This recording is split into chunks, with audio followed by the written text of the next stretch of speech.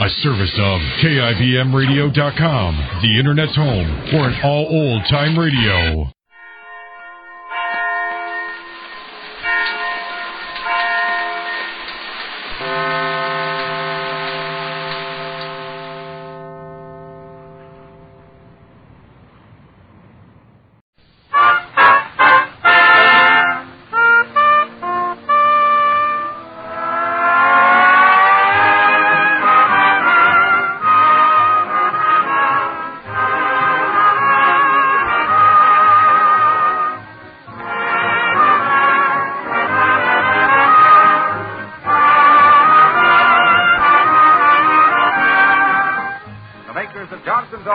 Present a shining half hour with Rico Martelli's orchestra, Kathleen Wells, Ronnie and Van, and starring those nutty nomads, those two traveling, truth-tripping troubadours, Fibber McGee and Molly.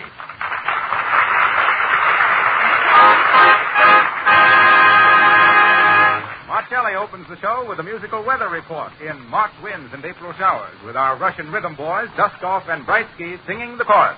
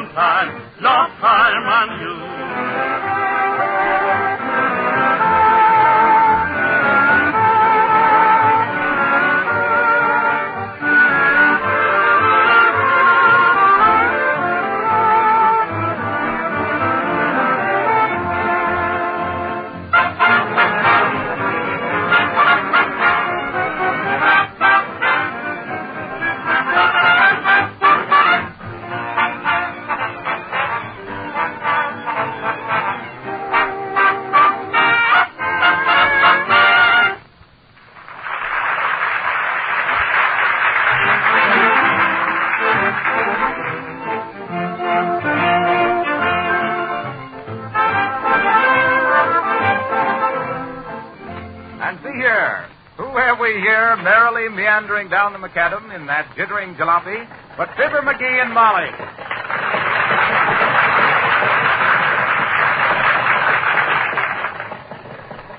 We'd better be stopping for gas, McGee. According to the gauge, we've been running on a dry tank for 21 miles. That ain't nothing. Nothing? Nope. I mind the time I run a motorcycle from Cape Town, Africa to Mongabula, a distance of some 612 miles on a pint of coconut milk.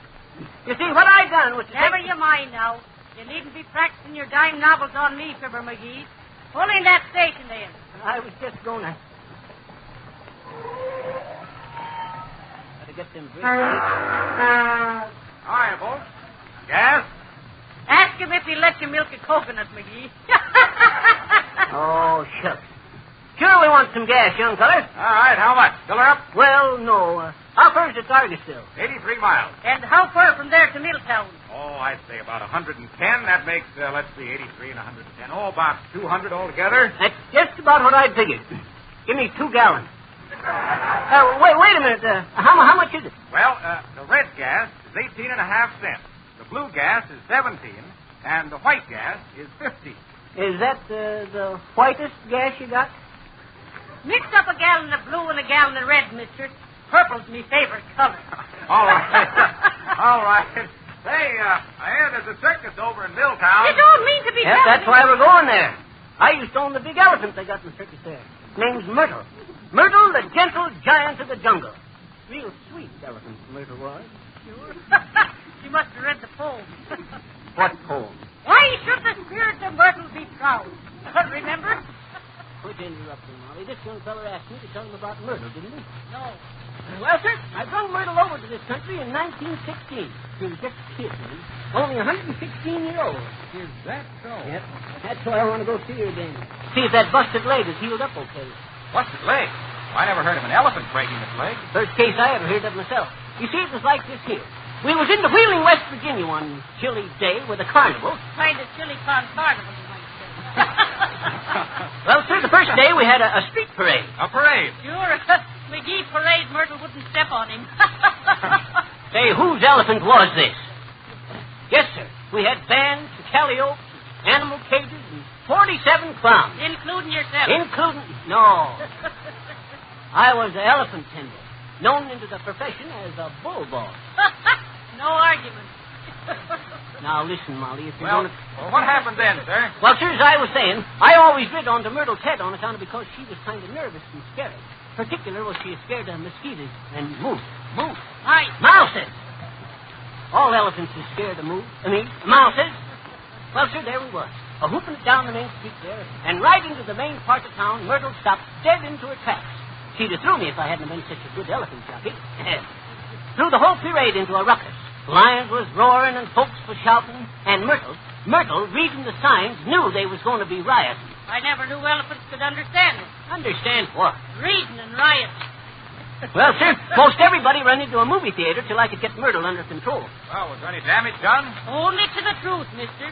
Oh, not much. A candy store was wrecked when Myrtle went through the window. Funny thing, too. On her way through, she had 4 pounds of chocolate caramels, and we had to drill her trunk out next day with a 3-inch reamer. But there wasn't much damage done. Fruit stand dumped over, 3 automobiles standing there, and 2 of them got scratched up, but the t'other one had Johnson's auto wax onto it. I kind of slipped that one in there, didn't I? But Myrtle's leg was the main thing. Well, how was her leg injured? You mean how'd she come to bust it? Yeah. Well, you see, on her way out of the rear of the candy store, she had to go through a pool room. And that's how she got behind the 8-ball, I suppose. As I was saying, as she was going through this here pool room, she seen them billiard balls on the table there and give them a kind of a curiosity sniff, just in passing. And, brother, will you believe me? In them innocent little ivory billiard balls laying there, she recognizes her cousin Elmer, which had been kidnapped in 1678. Now. You don't say. I do say. Well, sir, in revenge for Elmer, she give the table a boot with her leg and snapped. Busted the leg, right at the cow. You mean the calf, McGee? No, the cow. It was too big for a calf. So that's why we're going over to see Myrtle, boy. How much owe you? 36 cents. Thank you. But listen, sir. You didn't explain what confused Myrtle in the first place. Confused? Shucks. She wasn't confused, boy. Myrtle was just bubbling over with happiness, that's all. Or why, McGee? Well, sir, as the parade was going down the street, all the folks leaning out of their windows and waved their hands. And with all them palms fluttering overhead, Myrtle thought she was home into her own little jungle again. Be seeing yourself.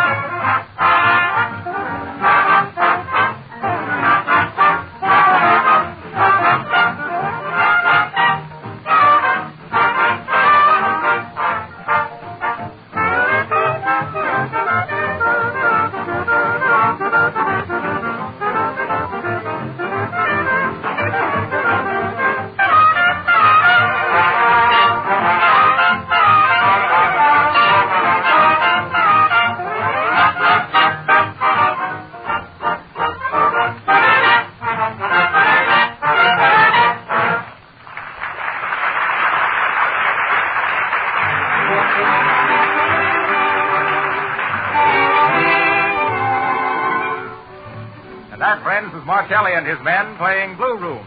And if we may digress a moment from blue rooms, pink pachyderms, and white lies, let us tell you that it will be a red-letter day in the life of your car when you give it a shiny coat of Johnson's... Well, Fibber, back again, I see. I thought you were driving over to see an elephant. I was, young feller, but I detoured off on the trunk line. I get it. I come over to give you a hand with the commercial announcement. Go, Carlo. Harlow Wilcox, and I can handle the commercial announcement all right myself. That's what you think. Folks, Johnson's Auto Wax will give you a nice, shiny sheen onto your chassis that'll shine like the sun when the shine shows. When the sun shines on the teeny shine of the shiny... Folks, Johnson's Auto Wax will be... Stick to your fibbing. You'll have to excuse McGee, Mr. Wilcox. He's been eating alphabet soup in the Greek restaurant. McGee, why do you always have to I can't afford Well, it may have been alphabet soup to Fibber, but it will be duck soup for you to have a gleaming protective finish on your car this summer. No matter how dull and dirty your old car looks now, Johnson's Auto Wax will make it shine like new again. No fooling. Johnson's Auto Wax and Cleaner work magic on any car finish. The cleaner is absolutely safe to use, quickly takes off all the old film and dirt without the slightest injury to the car finish, changes a dull, faded paint job to a bright, sparkling luster right before your eyes. And here's something very important. Johnson's Auto Wax saves the car from the damaging effects of the hot sun. The wax polish forms a tough shield of protection, so the ultraviolet sun rays cannot get at the finish to destroy its beauty. And now is the time to wax polish your car. You can do the job yourself, or have it done for you at a nearby service station. Johnson's Auto Wax is for sale at hardware stores, auto accessory stores, and service stations. When you purchase the wax and cleaner, your dealer will give you free a can of black auto enamel for covering up rust spots and blemishes on the fenders or chassis of your car. But you'll hear more about this free offer at the end of the program. And now, we'll take advantage of the fact that Fibber McGee is not in sight to present that smiling little songstress, Miss Kathleen Wells.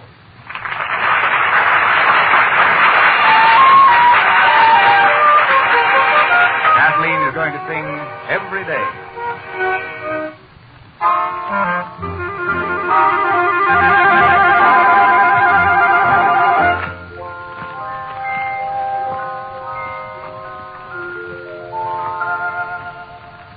Love, sweet song, dear, sounds a little wrong, dear, when you sing it in a kidding way. Though I'm mighty frivolous and flighty, honest, I'm not fooling when I say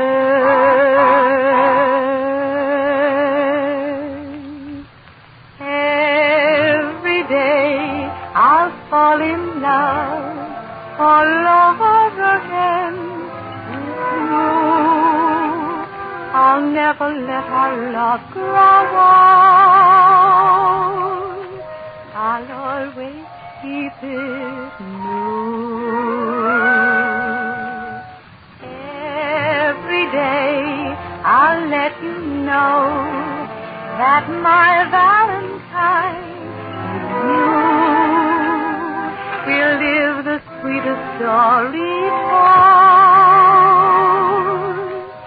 like honeymooners do.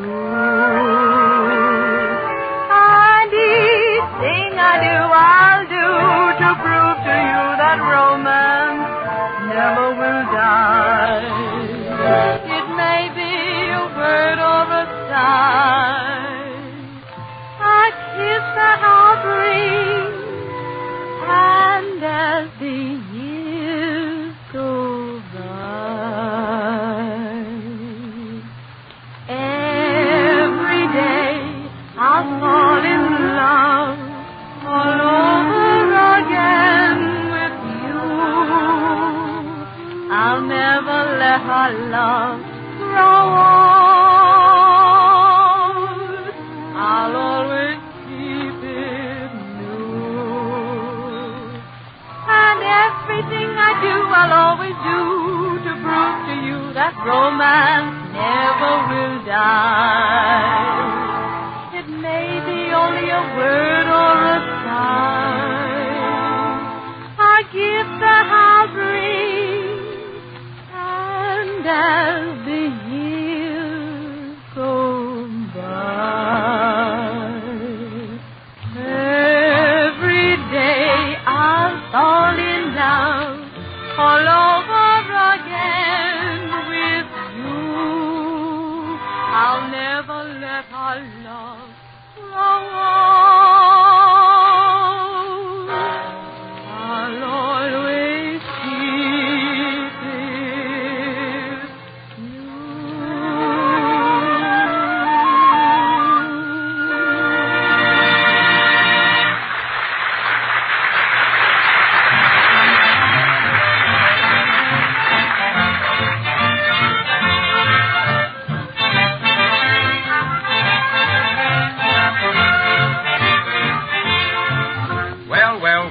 Now a little music makes the time fly. We really don't know how we do it, but here are Fibber and Molly McGee tomorrow morning, all ready to leave the tourist camp for the day's driving. Fibber McGee, where have you been? Who, me? Well, who do you think? Henry VIII? Yeah, what? Don't be trying to change the subject. I want to know where you've been all morning. Do you think we'll get any place lying around the tourist camp all day? Lying around. Shucks, I was just telling some folks over there how me and Mike McGillicuddy built that there dirigible submarine and Just sent it off. what I says, lying around the tourist camp. I got you there, McGee. Now, where have you really been? Just over to the hot dog stand there to get me a hot dog. Oh, a hot dog, is it? Yeah. You got a pretty big appetite for hot dogs all of a sudden, seems to me. Well, they're real good hot dogs, Molly. Big and shiny, like they've been all polished up with Johnson. And never you mind the advertising. Okay. But say, Molly, there's a real pretty gal behind the counter over there. Sweetest big violet eyes. Oh, a girl, is it? And with big violet eyes. Yep. It's too bad she squints. Well, I'm ready to start any time you are. Well, that's lovely. You're ready any time I am. Yep. And I've been ready all morning. Did you check the tires, McGee? Betcha. I kicked every one of them. How about that one on the off-hind side there? Looks a little lumpy to me. If you put that new inner tube in wrong like you done... Now, Molly. Don't you tell me how to put in inner tubes. Wasn't I the fastest and best tire changer at the racetrack at Indianapolis on the 4th of July? They don't race on the 4th. It's on Memorial Day. Of course. That's why they call it Memorial Day. In memory of me breaking the record changing tires for Speed McSpud. Why, I mind the time... Never you mind now. I want to know about our tires. What makes it so lumpy? Look at it. Well, you know, Molly, we come over one of the highest mountains in these parts yesterday. And so what? Why, Molly, you know mountain air is bumpy, don't you? Remember, I pumped up that there tire right onto the top peak there. And who told you that mountain air was bumpy? Air is air, and hot air is McGee. It's a well-known fact, Molly. As I was flying an airplane once over the Sangahookus Mountains, the radio operator says to me, he says, pilot, he says... Pilot? Assistant pilot, he says... Assistant pilot? Stow away, he says. Have you noticed how bumpy this here mountain air is, he says? And I says to him, Fibber McGee, I don't ride a mile from this spot till I know for sure that tire's all right. So don't be wasting air that might be needed. Okay, I'll look at it. You wouldn't care for a hot dog, would you, first? No, I wouldn't. And suppose you keep your face out of the hot dogs long enough to face some cold facts. Shucks, I'd kind of go for a hot dog myself right now. Go on with you. If you had 3 more of them things today, you wouldn't be able to set the car for wagging your tail. Now get busy. Okay, I just thought I'd ask. What was it you wanted me to do? Get some oil? No, forgetful. Check up on that bad tire. You don't mean that bad tire. You mean the worst of the bad tires. Don't be stalling for time. Okay. This here one is... Hey, you mean this one? Boy, shucks. It's as solid as the rock of Gibraltar. Gibraltar, isn't it? The G is soft, like that tire's going to be when we're 10 miles out on the road. Don't you worry about that tire, Molly. Baby, when I change his tires, they say change. Why, I mind the time when I... There you are, McGee. Can't you just smell the fresh mountain air coming out of that tire? Well, shucks, Molly. How'd I know? I'll change it again. Hey, Molly, where you going? Where you going? You stay there and get busy. I'm going to get yourself a hot... Oh, hey, Molly, wait a minute. Come here. What is it now? Shucks, Molly, I'm sorry. I didn't think that tire... Listen to me, McGee. The idea of a man your age... What you mean, a man my age? Why, shucks. I can jump up and crack my heels together, can't I? Sure, but there's no use having both ends cracked at once, McGee. Well, anyway, nobody's no older than what he feels. What's the good of counting all of your birthdays? When the future has so much appeal. Why, it's the same on your first as it is on your 91st birthday. You're right, McGee. You're just as old as you look, and just as young as you feel. Bet you. Oh, my heart is full of romance. When the grass is growing green, I may be over 60, but I feel like sweet 16. What won't we do when you think that you're Clark Gable, that fella on the screen? I may be over 60, but I feel like sweet 16. 16. I want to dance. I want to sing. I know it's winter, but it feels like spring. I'm not too old to have my fling. The world don't owe me a gosh darn thing. Why, McGee, you're the life of every part. You betcha. You're a jolly jelly bean. I may be over 60, but I feel like sweet with a hey nolly nolly and a razzmatazz when I'm on a kitty party. I'm the youngest on the scene. I may be over 60, but I feel like sweet 16. I can't get all my friends are fat and 40. Still I keep my shape so lean. I may be over 60, but I feel like sweet 6. Weedy. I have no aches. I have no pain. I'm not dramatic when it feels like rain. I've got romance in every vein. I spend all my evenings in Lover's Lane. You don't need overhauling, McGee. You're a darn good old machine. I may be, but I feel like sweet 16.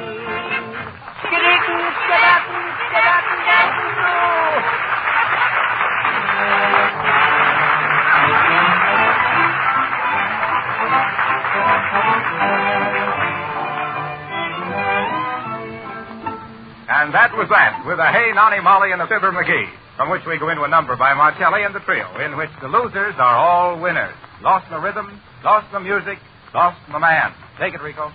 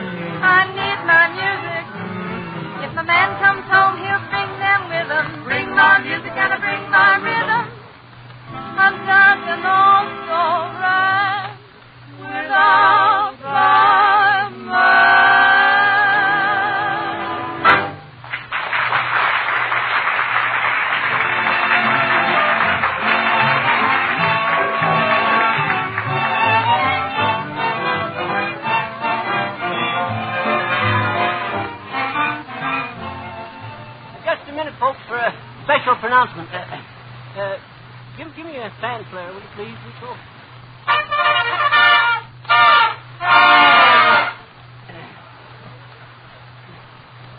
There's mutiny in that there band, Marchese. Listen, folks, me and Molly has got room into the back seat of our car for 3 of you folks that's listening in. All you got to do to apply for the ride is... Hey there, clean old wax car, who are you pushing around? Harlow Wilcox to you, and I'll take this announcement. Ladies and gentlemen, you probably wouldn't even apply for that ride, remembering the state of Fibber's tires. but you can have all the fun and none of the trouble by riding along with us every Tuesday night at this same hour. But Fibber wasn't fibbing in one particular. We are making you a free offer, and a lot more sensible one than his. We're offering you free a 40-cent can of black auto enamel with every purchase of Johnson's Auto Wax and Cleaner. It's a very high-grade black enamel which will successfully cover up all the disfiguring rusty spots on the chassis or fenders of your car. A brush comes right with the can of enamel, so you'll find it very easy to apply. Ask for Johnson's Auto Wax and Cleaner at your hardware store, service station, or auto accessory store. The combination costs only 98 cents, and you get the 40-cent can of touch-up enamel free. Remember, Johnson's Auto Wax will keep your car young and beautiful, protect it from the ultraviolet rays of the sun, and greatly increase its trade-in value.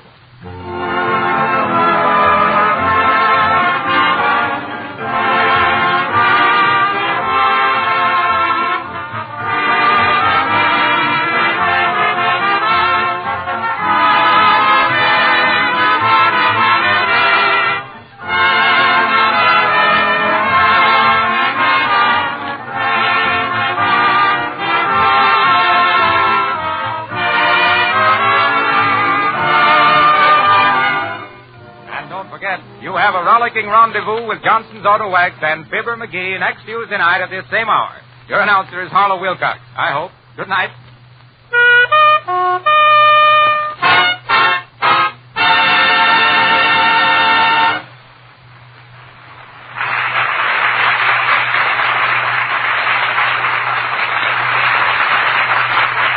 This is the National Broadcasting Company. Johnson Wax program with Fibber McGee and Molly.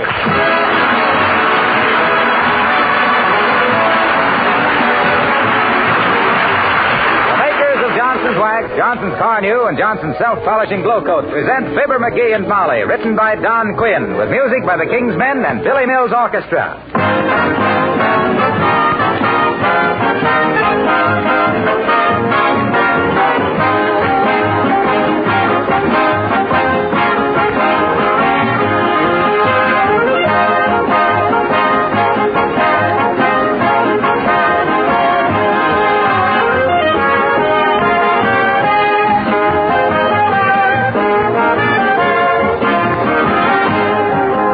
When you walk into a store to make a purchase, whether it's Johnson's Wax or soap or shoes, does it occur to you that your dealer renders you a valuable service? And never so valuable as now, when wartime restrictions complicate his operations. He buys a little of this, a little more of that, things he believes you're going to need, and he puts them on his shelf until you come to buy them. He has to have a convenient location, people to wait on you, and maybe delivery service. Now, if that's all he did, you still couldn't get along without him. But he does more. He exercises buying judgment on your behalf.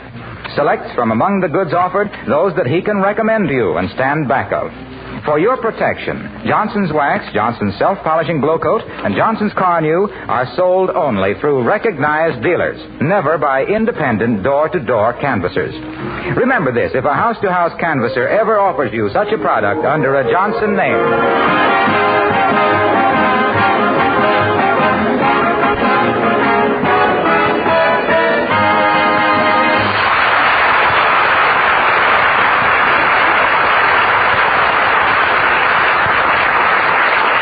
What is so rare as this time of year, when city dwellers full of cheer start making for the lakes and woods with tons and tons of sporting goods.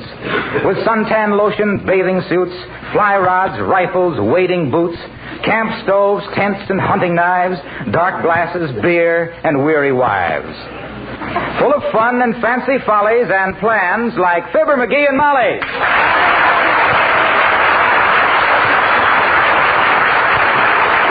Of course, what I'd really like to do is go into the wildest part of the Rocky Mountains with nothing on me but a blanket and a hunting knife. That's really what I'd like to do. What's so funny? You. Huh? I can picture you prowling around the mountains with a blanket and a knife. What do you mean? Why, you can't even peel an apple without losing a few fingers. And why? Because I'm soft. I've been living too easy. A couple of weeks in the woods and I'd harden up like a boarding house mattress. Well, somehow a week or two of camping out doesn't have much appeal for me. Let's stay home, McGee, and play rummy and go to a few movies. No, sir, nothing doing. I want to get away from things. What things? Well, things. people, telephones, and mail, and newspapers. Well, where are we going? Have you decided? Oh, I think so. Of course, we can't take the train anyplace, and we haven't got a car, so I had to pick a place nearby. Lake Dugan. Lake Dugan? Yep. Why, that's right on the edge of town. Sure. Take all our stuff out there right on the streetcar. I can run in every morning and get the mail and the newspapers and see if there was any phone calls. Swell swimming there, too. Yes, if you can find a place between the rowboats. That's a fine place to get away from people. Huh? Why, you can't roast a marshmallow out there without burning a hole in somebody's bathing trunks. That reminds me, where's my Boy Scout hatchet? Well, you threw it away. I did? Sure, because it cut your wrist when you tried to open a can of tomatoes with it. Huh? Remember? I washed your wrist off with boric acid and your mouth out with soap. Where's my rifle? Well, it's practically all rusted to pieces. Rusted? How did it get rusted? Well, you said it was almost impossible to get cartridges for it now, so I had to have something to stir the washing with. Oh, my gosh. All my equipment is shot. Why, come in. How do you do, Mr. McGee? Hello, Mrs. McGee. Hi, sis. Hi. Well, how do you do, I'm sure. I just stopped in to tell you I'm going on my vacation for the next 2 weeks, and to wish you a very pleasant summer. Well, gee, sis, thanks. Thanks very much. Same to you. Yeah, we hope you have a nice time, too, dearie. Yeah, sure. Sure. It'll be nice to hear your voice again in the fall. Well, good day. Good day. Good day. Who's that? I don't know. I thought you knew. I never saw her before in my life. I was going to ask you. Why, this is terrible. I'm going to ask you. Yeah, you better find out. Wait a minute, dearie. What's your name? Mert! Oh, thank you.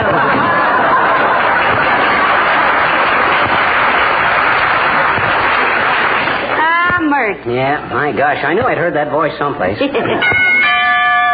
Whom now? Abigail Uppington, and be nice, McGee. We won't be seeing her all summer. I wish somebody'd write music to that. Those are the prettiest lyrics. She doesn't mean to be so uptown. She's just got an inferiority complex. Inferiority complex, my clavicle. That's the excuse everybody gives for somebody being bad-mannered, high-hat, and generally disagreeable. Why, that old whippet never had a... Hush. She'll hear you. Come in. For goodness sakes, if it isn't Abigail Uppington. Oh, how do you do, my dear? I'm Mr. McGee. Hi, Uppity. Swing the frame on a chair, and I'll tell you how we celebrated Father's Day in Christmas. And how did we, Mr. McGee? It was pop, pop, pop all day long. You get it, girls? Father, pop? It's kind of a subtle play on words. It ain't funny, McGee. Personally, I thought it rather provocative of mirth.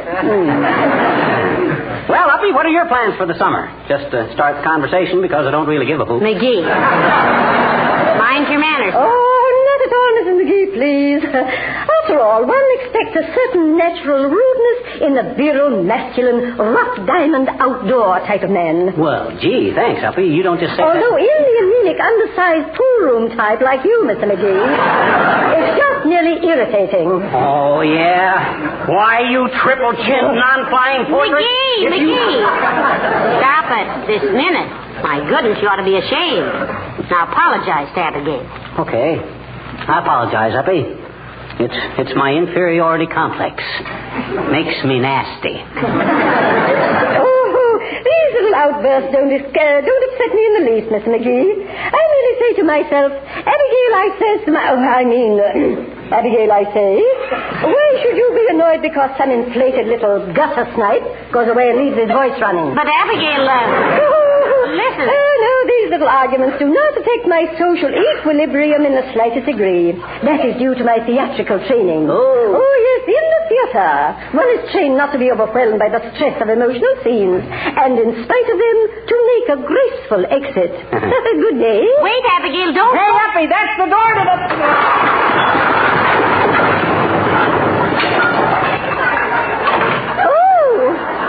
Wrong exit. Goodbye.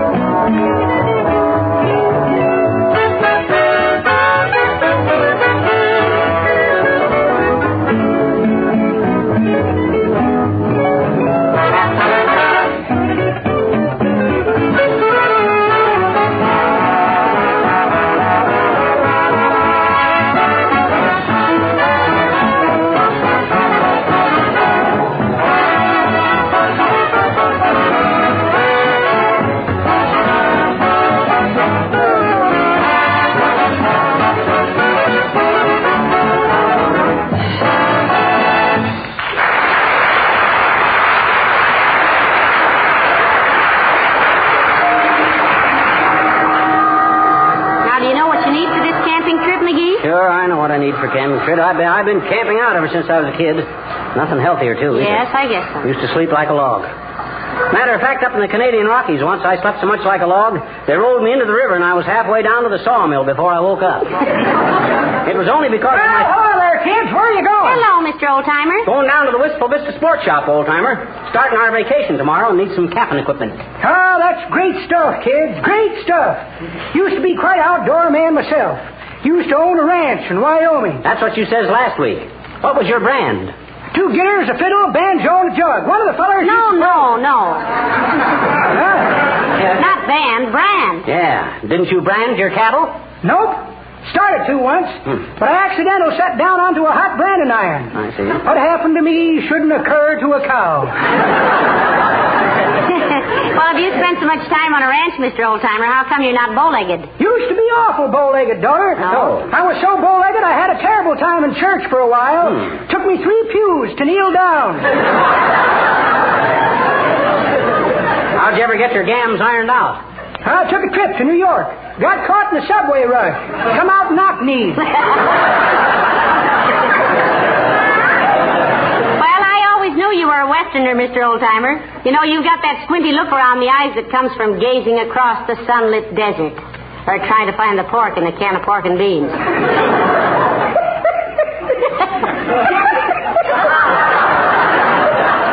pretty good, daughter. That ain't the way I heard it.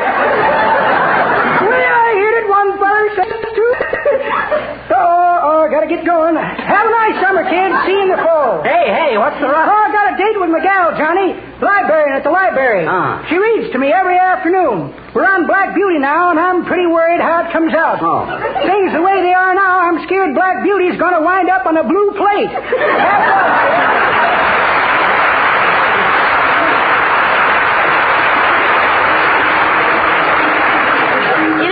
Be as young as he is when you're as old as he is, McGee. I hope I never look that old.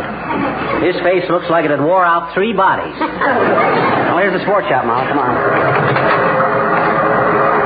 Good day, sir. What can I do for you? We're having special today on moose calls. Genuine Brazilian birch bark. They come in 3 tones, plaintive, urgent, and imperative. No thanks, bud. I don't want one. But, sir, why, on our last order, we asked for 6 gross. And do you know how many we got? Half a dozen, of which this is the last one. There won't be any more, you know, for the duration. Oh, how terrible. Gee, maybe I better take one. No. We don't want it, McGee. We need a moose call like you need a hole in the head. In his case, that might be exactly Pipe down, bud. If my wife says I don't need a moose call, by George, I don't need a moose call, see? I would like to try it once. I never blew a moose call. Certainly, sir. Go right ahead.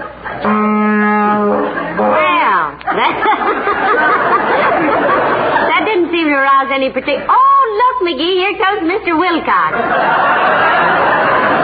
Why, this is a wonderful little gadget, Molly. One honk and in comes Wilcox. Yes, but he's not a moose. Well, he's an elk, ain't he? That's awful close. Hi, Junior. Hello, Fibber. Hello, Molly. Hello, Mr. Wilcox. Say, you're an expert on better homes. Won't you help McGee pick out a pup tent? Oh, sorry, I can't do it, Molly. I have to be at a war plant in 20 minutes. I just dropped in here to have my tennis racket restrung. Take care of it, will you, Abercrombie? Certainly, Mr. Wilcox. I'll have our racketeer go right to work on it. What you all going to a war plant for, Junior? Well, I've got to give a short talk. On what, as if we could never guess? On nutrition. Well, that's a new way to approach it. On what? Nutrition. Oh, now, come, Mr. Wilcox. It's a fine product, we know, but even we who love it so dearly wouldn't eat it. Well, I'm not talking about that. I'm going to give a talk on the importance of war workers, yes, and other workers, too, maintaining their health by eating the right kind of bodybuilding food. Primarily butter and milk and cheese products. That's Group 4 of the government's nutrition program. I see. Yes, it seems the nutrition experts have divided all food into 7 groups. And to keep in fighting trim, we must have at least one food out of each group every day. Milk is one of the most necessary items in the whole list. So what if I don't like milk? My gosh, if I get plenty of meat and potatoes... You see, the milk and cheese group of the nutrition plan contains some of the most vital elements to human health. Milk furnishes about 3/4 of the calcium we need every day to build our bone structure properly. Milk and cheese are full of vitamin A, and without vitamin A, our eyesight is impaired. All grocery stores have lists of the 7 basic food groups posted up, and it's easy to refer to them when you do your shopping. Well, I think I'll close my little talk by saying vitamins for victory. There's a great day coming, so drink your great day today. Oh. You like that? Oh. No, I don't. You don't? No. Well, then it must be good. I'll use it. See you later, folks. Goodbye, Mr. Wilcox. Hasta la wistful vista, Junior. Is there anything in particular I could show you now, sir? Not right away, Bud. I want to kind of look around first. Yeah, we're mostly interested in camping equipment. He wants a pip tent. Pop tent. Well, give me the pip. Every time. Oh, look, McGee, here comes Dr. Gamble. Hello, Doctor. Hello, Mrs. McGee. Hello, McGee. Hi, Doc. Buying something, or did you just come in to get out of the fresh air? Start my vacation tomorrow, Doc. Going to go camping. Oh, that's great. Yeah. I can hardly wait to treat you for sunstroke, poison oak, chiggers, water in the ear, spider bites, and fish hooks in the gluteus maximus. You know, I'm going to make him be more careful this year, Doctor. Oh, it's no use, my dear. He's the kind who needs a lifeguard when he washes his hair. I think there ought to be a law against vacations. Here we build a man up and keep him in shape to do his daily work for 50 weeks out of the year, and what happens? He takes a vacation. Wow. He sleeps outdoors on a damp cot, exercises like a commando when his greatest effort for the past year has been tearing the band off a cigar. Swallows gallons of muddy lake water. You're just an old sourpuss, Doc. You think everybody ought to go through life chewing on a thermometer and walking on their hands so they won't get their feet wet? Well, the doctor just doesn't like to see people make fools of themselves, dearie. You're quite right, Mrs. McGee. But it's like trying to keep an apple seed from making an apple of itself. Well, I hope you folks enjoy yourselves this summer. Take a good rest, my boy. Thanks, Doc. And my boy, don't be like most men on a vacation. Huh? Remember, this little woman is your wife. Not a red cap, a washing machine, or a nursemaid. Let her have some fun, too. I'm glad you're getting out of town for a while, McGee. You think it'll do him good, Doctor? I doubt it, but it'll give me a new lease on life. Goodbye now.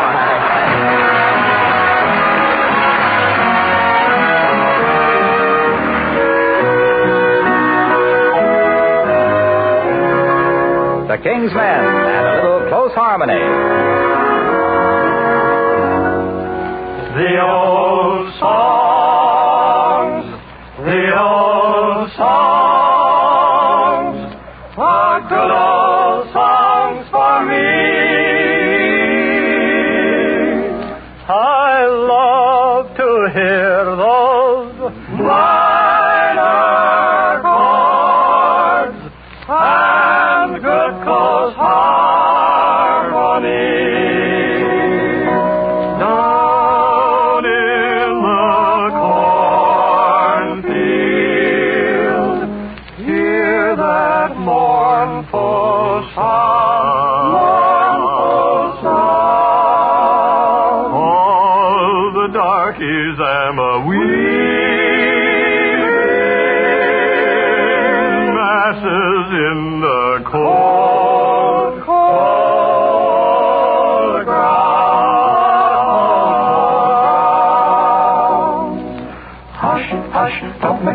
While the old man's sleeping, run in the barn, get out the boys, and we'll have a little banjo meeting down in the cornfield. Hear that mournful sound.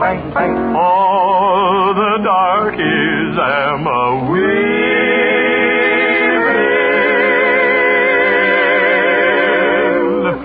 masses in the cold, cold, cold ground, the cold, cold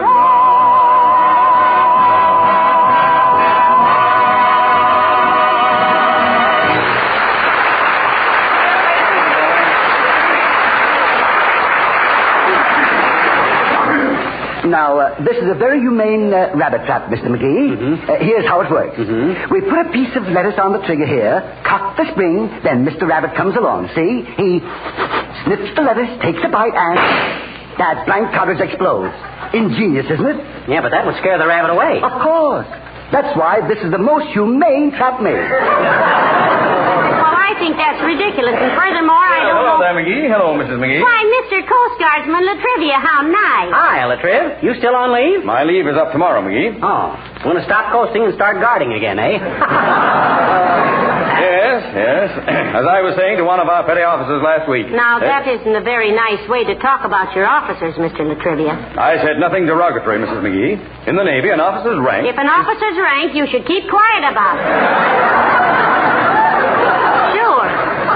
Nobody's perfect, Mr. Latrivia. Remember that. Mrs. McGee, please. I merely made the statement that a superior officer... You've got an inferiority complex, Latrivia. They just seem to be acting superior because you got no gold braids, see? I didn't say they acted superior.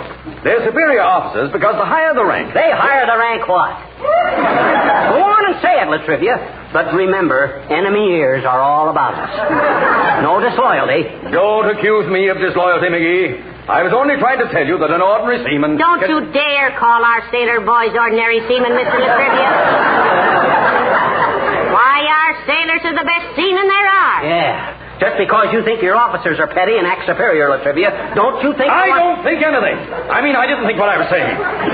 You twisted everything I've said. Now, let's start at the beginning. Okay. I said that one of our petty officers... Now, Latrivia, I warn you. If you persist in that attitude, I'll be forced to report you. Yes. And you'll be thrown in the grog for 90 days, and how do you like that? It isn't a grog, it's a brig. Grog is an old Navy term meaning rum. Yeah, well, what's so rum about a term in one of our grogs? I tell you, it isn't a grig. A grog. A drink is a drink. No, that's grog. In a Navy grib, a brig, a dog, a grog. Hey, have you been drinking, Mr. Latrivia? I don't drink, and you both know it. But before I go, I'd like to straighten you out. Don't you threaten my wife, you big bully.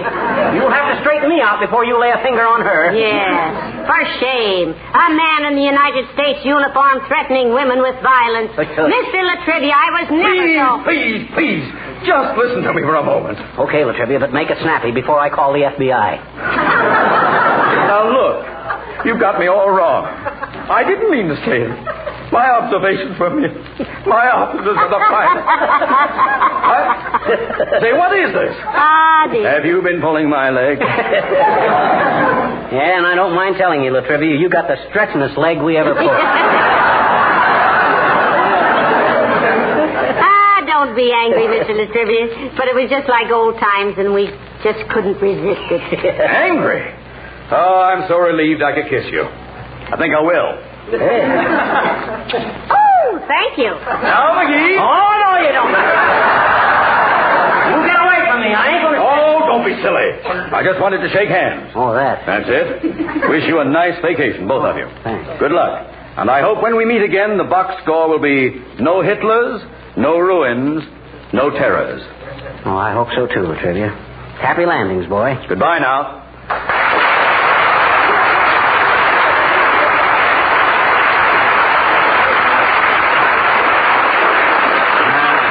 Great little guy, Latrivia. Little? Yeah. Did you see his chest?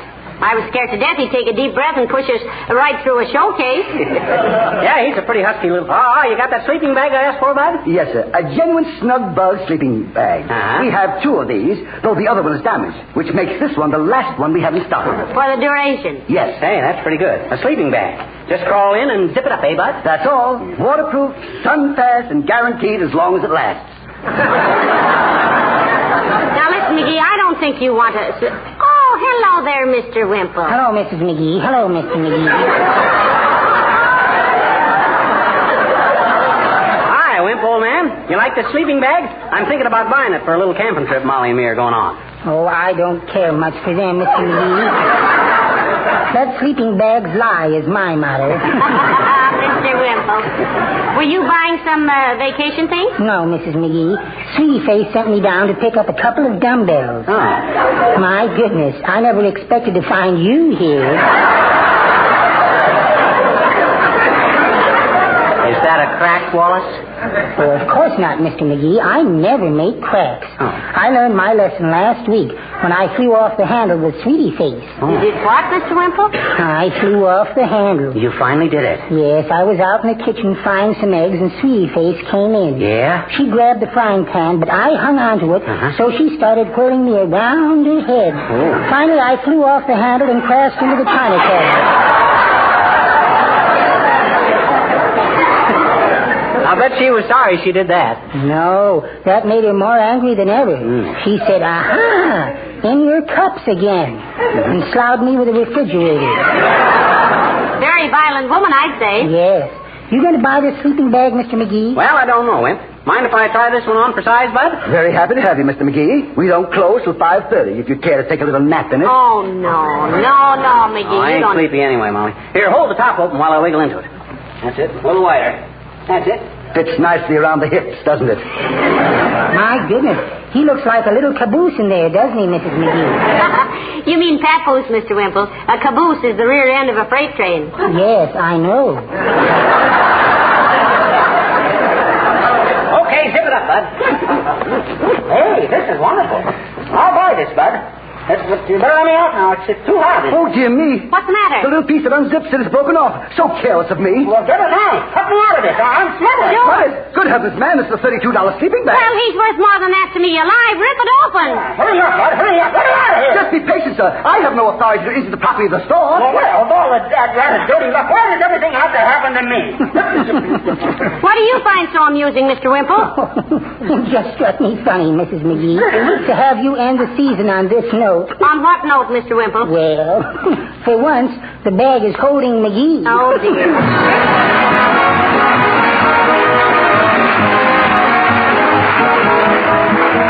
There's one thing we all have in common right now. We're very busy. There are so many demands on our time, both on the job and at home, that we're tempted to let certain things slide, just not get them done.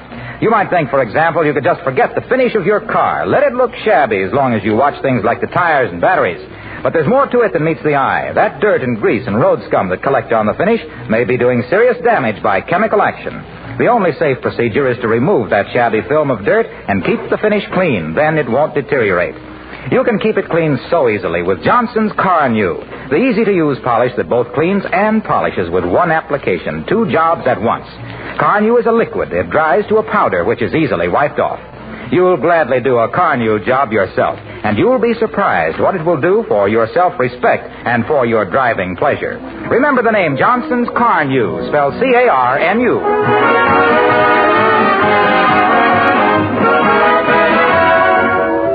Ladies and gentlemen, on behalf of our sponsors and all of us connected with this show, we want to thank you once more for your wonderful support and loyalty.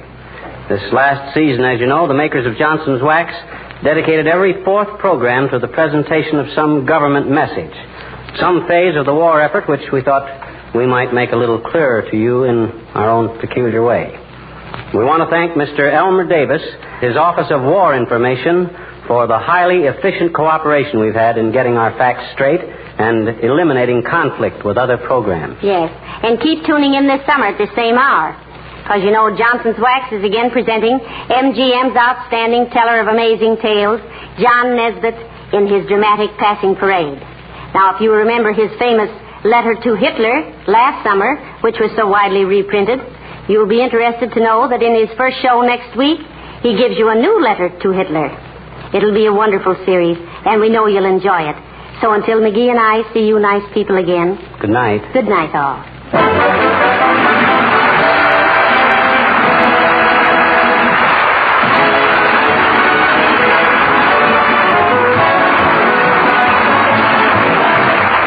Of the old-timer and Wallace Wimple heard on this program were played by Bill Thompson. This is Harlow Wilcox, speaking for the makers of Johnson Wax Finishes for Home and Industry, inviting you to be with us again next Tuesday night when we bring you that outstanding teller of amazing tales, John Nesbitt, in his passing parade. This program has reached you from Hollywood.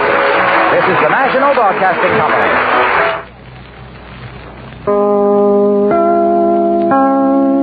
The Johnson Wax Program with Fibber McGee and Molly.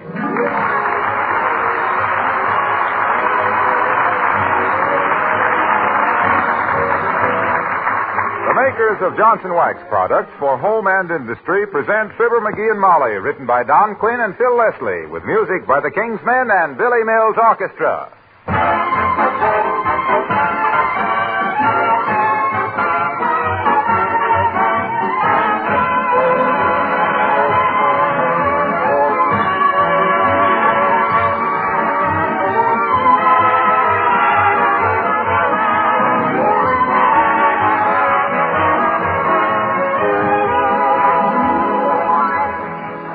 If you've gone to the expense of putting good linoleum over your floors, It's only good sense to take care of it for two reasons: to make it last longer and to maintain the beauty of its colors and pattern. Now, the easy way, the preferred way to do this, is with Johnson's Glow Coat. Linoleum manufacturers themselves and leading housekeeping authorities recommend Glow Coat for all your linoleum surfaces, as well as for asphalt tile, rubber, or finished wood floors. Now, you undoubtedly know how easy Glow Coat is to use. It takes practically no work because it needs no rubbing or buffing. It's self-polishing. Simply apply and let dry. Glow Coat makes old linoleum look infinitely better, and it makes new linoleum stay like new, both in appearance and wearing quality. Your dealer has Johnson's self-polishing Glow Coat, and it will pay you to try it if you're not already one of the large family of satisfied Glow Coat users.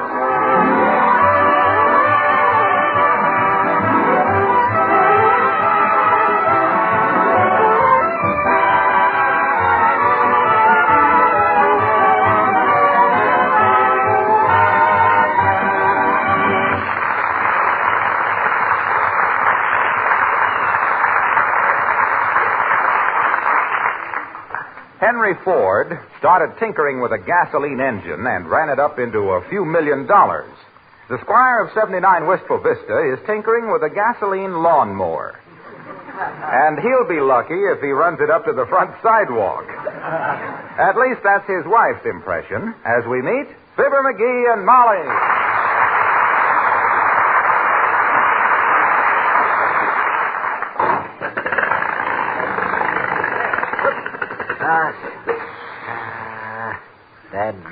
That rather thing. Stopped again. This motor's got more bugs than a picnic lunch. I think I know what the trouble is, dearie. You do? What? I think the grease is all run out of it onto your face. Where on earth did you get that gasoline grass grinder? You didn't buy it, I hope. Nope, I borrowed it from Mrs. Carstairs' gardener. He tried to talk me out of it, too. Said it was no good and I'd have trouble with it. Yeah? I slipped him a buck, though, and he let me take it. Well, I've heard of people borrowing trouble, but you go out of your way to buy it, don't you? No, I'll get it running. Carburetor's probably full of dirt. Well, pardon my ignorance, but what's a carburetor supposed to be full of? The carburetor of an internal combustion engine, of which this is one of them, has a very simple function. Which is? To send the children of garage mechanics through college. The average motorist learns about a carburetor the way an angleworm learns about fishing, the hard way. Now, let me see if...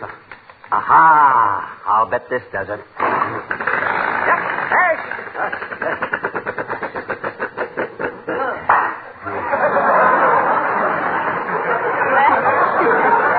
You're teaching it manners anyway, dearie. It didn't spit at you that time. It's all very well for you to sit there on the steps and scoff, gentle Annie. It ain't very constructive. You go ahead and read your book. I'll handle the automotive department. Say, incidentally, McGee, have you read this? Huh? There's Laughter in the Air by Jack Gaber and Dave Stanley. Murder? Well, some of it. It's all about comedy radio shows. With sample scripts. Gee, let me read that when you get through, will you? The manager at WBIS was asking me just the other day why I didn't go on the radio. In just those words? Well, no. I was hanging around his office, and he asked me why I didn't take the air. But that's for the future. Right now, I got to get this lawnmower percolating. Now, let me see. What's that thing you jump up and down on before it starts? This thing here, that's a starter pedal. Like on a motorcycle. Otherwise, you'd have to push it to get it started. Very efficient, I'm sure. Betcha. But why don't you use our old lawnmower? I can't. Doc Gamble borrowed it. When's he bringing it back? He says he'll never bring it back. Why, that's ridiculous. It's ours, isn't it? No, it's his.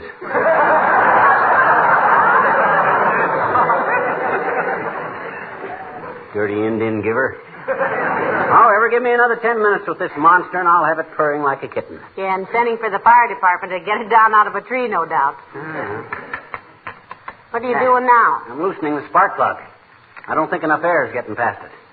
Into the cylinder, see? My goodness, how did you ever learn so much about engines? Oh, shucks, it's nothing that any red-blooded American boy couldn't do. I just got a knack for it, I guess. The way some guys are with horses, that's the way I am with gasoline motors. Really? That's why I wish this thing would act more like a motor and less like a horse.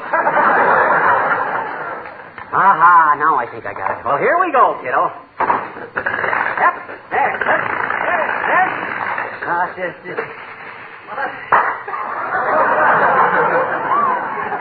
Did you see that, Molly? You see it cut that grass? Look at this blade here. Cut it off clean as a whistle. Now, don't be so modest, dearie. You cut at least 6 blades of grass that time.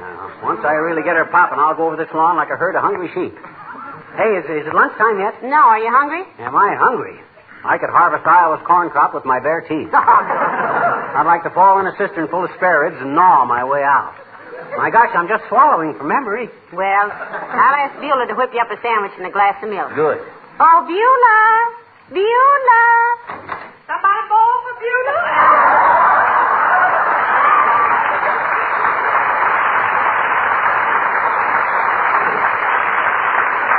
Yeah, construct me a sandwich, will you, Beulah? Make it a 3-decker with a crew of pickles and a convoy of cookies. Yes, sir. Coming right up, sir. And a glass of milk, Beulah. Milk is calcium, and calcium is a bone builder, and he's got to use his head on work like this. Work like what, ma'am? Just what is that there contraption, Mr. McGee? This is a power lawnmower, Beulah. Saves work. Personally, sir, I never understood why anybody wants to save work. It ain't worth saving. Oh, now, Beulah, you're a very hard worker yourself. Yes, but I just work to keep busy. When I ain't working, I got too much time to think about what I'd like to be doing, and that always costs so much money it scares me, so I goes back to work to forget it. Well, after you marry Ira, Beulah, you can take it easier. You're still engaged. Yes, sir. So far, Ira and me, we're making the same money every week. We're the economic equal. Neck and neck, you might say. Well, we do, but we don't say so much. Ira's in the insurance and real estate business, isn't he, Beulah? Yes, sir. Broker? Then what, ma'am? He means does he represent several different companies? Oh, yes, sir. He ain't that fussy, you know. Mm-hmm. You know what I plan on doing after them Japs get convinced? What's he planning, Beulah? He said he gonna get him the agency for some kind of automobile, ma'am. He like automobiles, Beulah? I know sir, not in particular. He just hates walking the way. Excuse me, sir. How the little lawnmower there run? Well, that seems to be the $64 question, Beulah. So far, it just seems to be a mechanical hiccup. Oh, it'll work. It'll work. Don't worry about that. Just needs a little adjusting, that's all, Beulah. You can't expect a lawnmower like this that's been used to cutting the lawn on a big estate like Carstairs to adjust itself immediately to life with the lower classes. No, you can't expect it on that bluegrass. No, look at here what the man's talking about.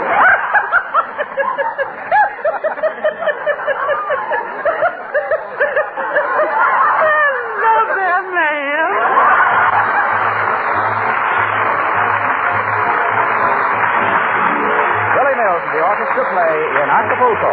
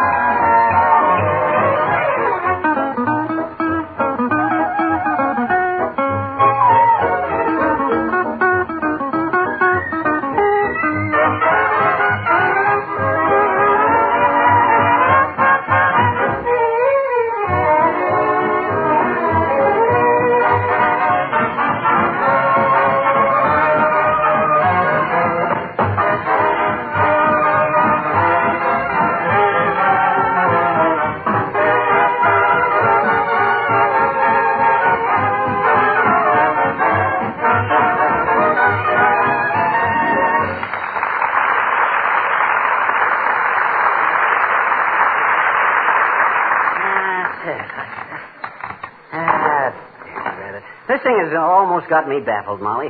I've cleaned the wiring, I've cleaned the gears, I've cleaned the plugs, and I've cleaned the carburetor. With the language you've been using on that lawnmower, it probably got dirty again. I don't swear, and you know it.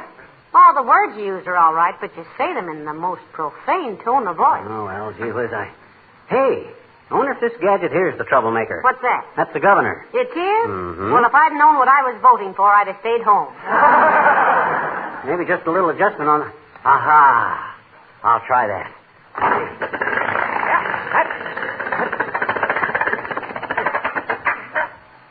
No, couldn't have been that. I wonder if I'd put... Oh, hello, Alice. Mr. McGee, what's that thing? Gasoline lawnmower, Alice. Borrowed the loan of it from Mrs. Carstairs' gardener. Oh, how does it work? Like a charm, Alice. Mm-hmm. But he can't seem to get it to work like a lawnmower. I'll get it sooner or later. Don't you worry. Are you having trouble with it, Mr. McGee? Well, that's a mild way of putting it, Alice. With the energy he's wasted trying to start this thing, he could have mowed all the fairways at the golf course. Oh, that's where I'm going right now. Yeah? It's my day off from the plant, and I'm going to play golf with Art. He's the boy that he works at the next bench to me. Oh. What's your handicap, Alice? This tight skirt, mostly. Now, he means how do you usually score, Alice, in the 80s or 90s? Oh, no, creepers. I'm not that good yet. Last week I only scored 63. 63? My gosh, Byron Nelson took a 67 for that course. Well, he probably counted his putts. Yeah. Yes, he probably did. Mm-hmm. You pretty good with an iron, Alice? Oh, I'm awful. I scorch almost everything. You're a little new at the game, aren't you, dear? Yes, but I think it's terribly fun, don't you? Mm-hmm. The way men scream at you when you walk across the grass with your high heels on, and how they talk at you through their teeth when you pick up their ball and ask whose it is. Yes, that can make the game quite amusing. You can also get an interesting reaction if you start telling jokes just as the guy is teeing off. Honest? Oh, that's always good. Jeepers. I'll try that. I want to get everything out of the game I possibly can. Well, I hope you get your lawnmower started, Miss McGee. Well, you certainly gave her some great advice, dearie. She'll get her dainty little ears pinned back with a mashie. Well, she's got to learn the game sometime. Now, let me see. What have I done with this engine that I should have done? Return it to Mrs. Carstairs. No. I mean to get it started. Maybe I better feed out the blow line. Blow out the feed line. Oh, yeah. But try it again first. Maybe it just needed cooling off. No, it might at that. Here she is. Aha! There she goes, kiddo. She's running. What'd you say? I said there she goes. She's running. I can't hear you, dear. I merely said there she goes. She's running. Oh. Now I gotta start it all over again.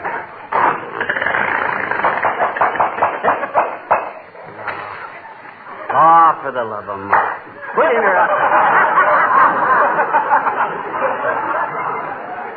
Look, Molly, the next time I get it started, don't start a conversation, will you? You started that one. I didn't. Well, ignore me. Gee whiz, I don't know what Hello, Molly. Hello, pal. What are you doing? Hello, Mr. Wilcox. What am I doing, he says.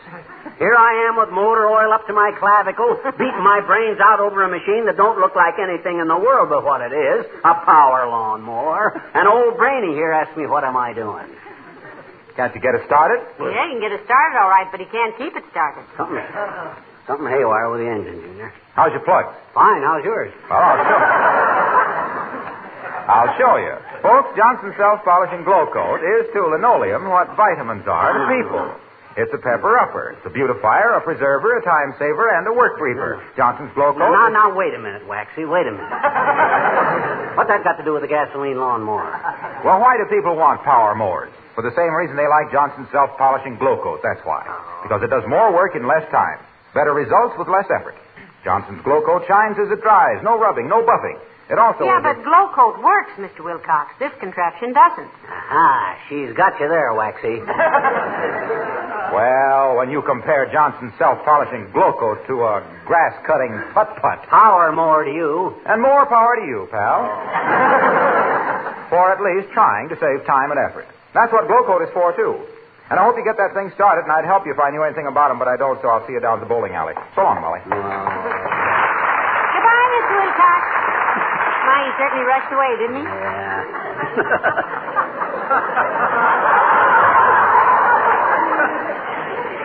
Big Lug was scared to death. I was going to ask him to dirty his hands on this engine. Oh, were you? Yes. Oh. Well, I'm going in, dearie. This smell of carbon peroxide's getting me down. That's carbon monoxide. Peroxide is used for bleaching hair. I know, and I'm turning gray watching you fight that lawnmower. Let me know if you get it started, dearie. Okay. There goes a good kid. What other woman would neglect her own work just to sit on the porch and watch her husband monkey with a lawnmower? Are you kidding? Any of them would. But in this case, she just... Hi, mister. Oh, hi there, Teeny. I didn't see you coming. Oh, I've been here all the time, I betcha. What? Where? Up in the tree. Oh. Right up there. Eavesdroppers never hear anything good of themselves, Teeny. I didn't drop out of the eaves, I betcha. I dropped out of the tree. Oh. I said, oh. Oh, what? Oh, the moon shines tonight on pretty Redwing. Redwing was an Indian girl, sis. Oh? Indian girls don't talk when the men folks are around. Shall we play Indian? No. Okay, Paleface. You know anything about internal combustion motors? What's the infernal combustion motor, mister? What is it? An internal combustion motor, sis, is an engine like this one. Oh, how's it run?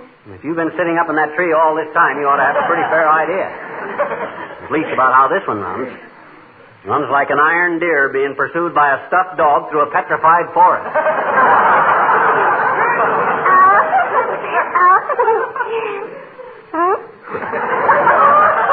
Are you by any chance asking for a technical explanation of a gasoline engine, Teeny? Sure I am, I betcha. I love to have you explain things to me, mister. You do, eh? I says you do, eh? Do what? You love to have me explain things to you. Oh, I don't know. My daddy does it a lot better. Oh, he does he? I says he does, eh? Does what? Your daddy explains things better than I do. I know. Stop. I know more about gas engines in 1 minute than your old man could learn if he spent 50 years as an orderly to General Motors. What makes a gasoline motor run, mister? What does it? What does? What? Sit down, sis. Okay, dog. I think I'll sit down, too. Yeah. Now, look, I'm in no mood for whimsy today, and if you think I'm going to dish out a big gob of apple butter about how the pixies crawl through the gas tank into the carburetor and start a fight in the cylinder head and make so much noise that the pistons start jumping up and down with excitement and wheels start running for help, you got another guess coming. Because, frankly, sis, just between you and me, while I'm familiar with the general principles of internal combustion, with this particular engine, I'm making as much progress as a punch-drunk caterpillar trying to follow the white line around a revolving barber pole. Mister, your frankness does you great credit. I admire you. You do, eh? I says you do, eh? Do what? You admire me. Why, you conceited thing, you. Just because I let you tell me how dumb you are. Oh, boy. Say, am I ever disappointed in you, mister? Goodbye now.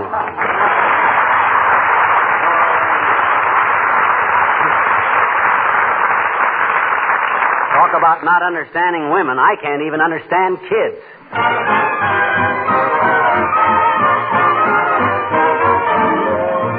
The King's Men and Kentucky Babe.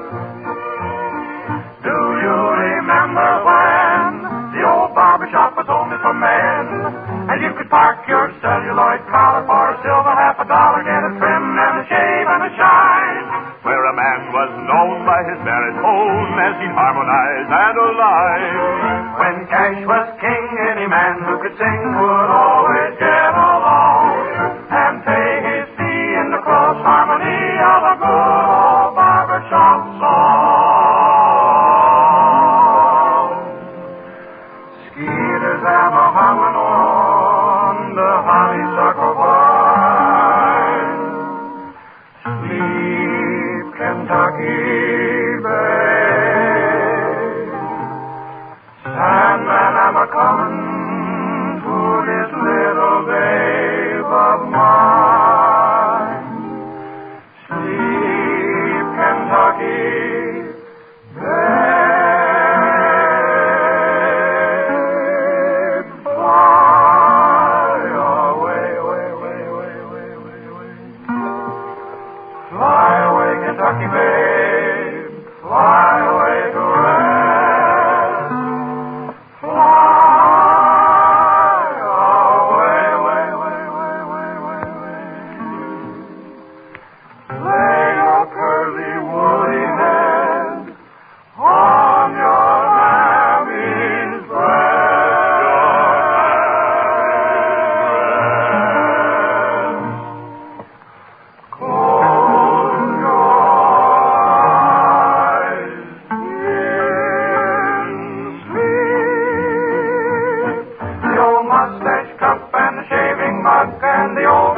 up are gone.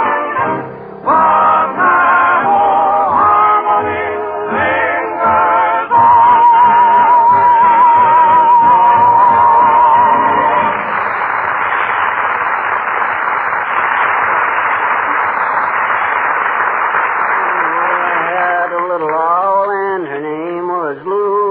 Find her written up in the old Who's Who.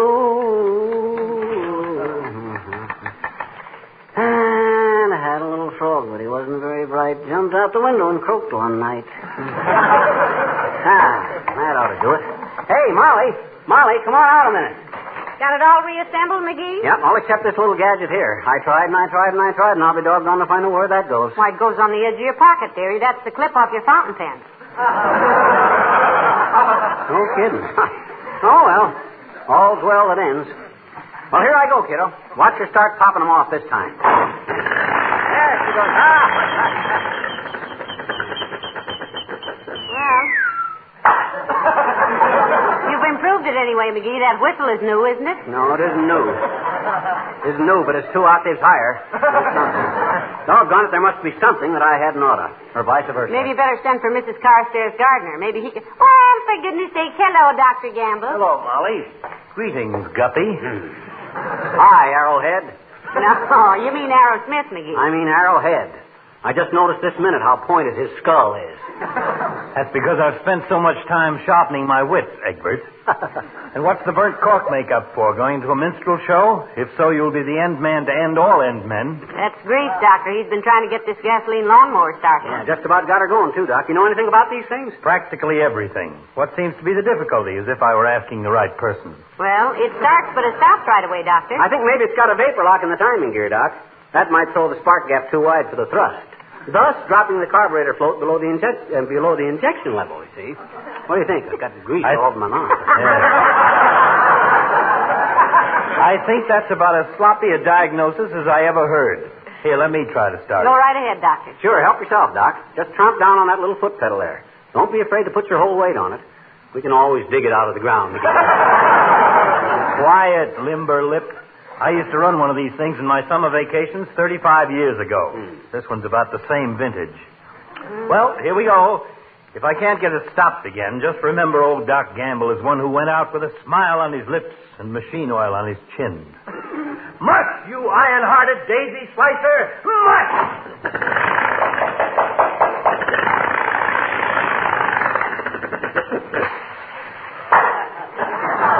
What do you get A for effort, Doctor? Your lawn-side manner is nothing to brag about, Doctor. Where did you get this mechanical monstrosity, friend? This was a tired old museum piece before grass was invented. Well, he borrowed it from Mrs. Carstairs' gardener, Doctor. Uh-oh, and speaking of coincidences, here she comes. Look at that walk. You'd know she was the cream of society, the way she churns up the sidewalk. Gad, sir, you're speaking of the woman I love to stick needles into. She is positively the... Ah, there, Mrs. Carstairs, how do you do? Dr. Gamble, how nice to see you. How do you do, Mrs. McGee? Hello, Mrs. Carstairs. Hi, Carstairs. How do you do? Your gardener tell you I borrowed your power lawnmower, Carstairs? My former gardener, you mean? The one that was there this morning. That is my former gardener. Has he resigned, Mrs. Carstairs? He was discharged, Doctor. For what, Carstairs? Partially for taking the liberty of loaning you this power mower, Mr. McGee.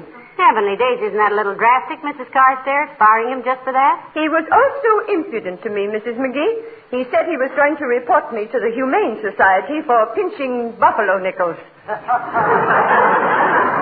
just because he's a sharp judge of character doesn't excuse his rudeness, Mrs. Carstairs. Indeed not. He also said that every time I came into the garden wearing my slacks, he kept looking around for Bud Abbott. I guess he thought you'd do in lieu of Costello. In any case, he was extremely insolent. He said the only reason I went south every winter was because I was part goose. Well, I don't think that was very fair, Mrs. Carstairs. Geese don't need any priorities for flying. Naturally. No, indeed not. I think. He also said that if brains were pimentos, I could lose myself in an olive, and he wished I would. That lad was wasting his time as a gardener anyway, Mrs. Carstairs. He's as full of cracks as a corn crib. Yeah, and just as full of corn. But the crowning insult was when he actually intimated, mind you, that Mr. Carstairs had married me for my money. Barely scuttled. Ridiculous. Absurd. Exactly. I married Mr. Carstairs for his money, and everyone knows it. Mr. McGee, I shall have to ask you to return my power lawnmower immediately. Okay, Carstairs. It's no good anyway. But thank you for the loan of it. What do you mean it's no good, Mr. McGee? It won't run, Mrs. Carstairs. Nonsense. You just don't know how. Oh, well, I suppose you do, Carstairs. Naturally. Let me take it, Mr. McGee. Oh. Good day, Mrs. McGee. Good day, Doctor. Good day, Mrs. Carstairs. Good day, Mrs. Carstairs.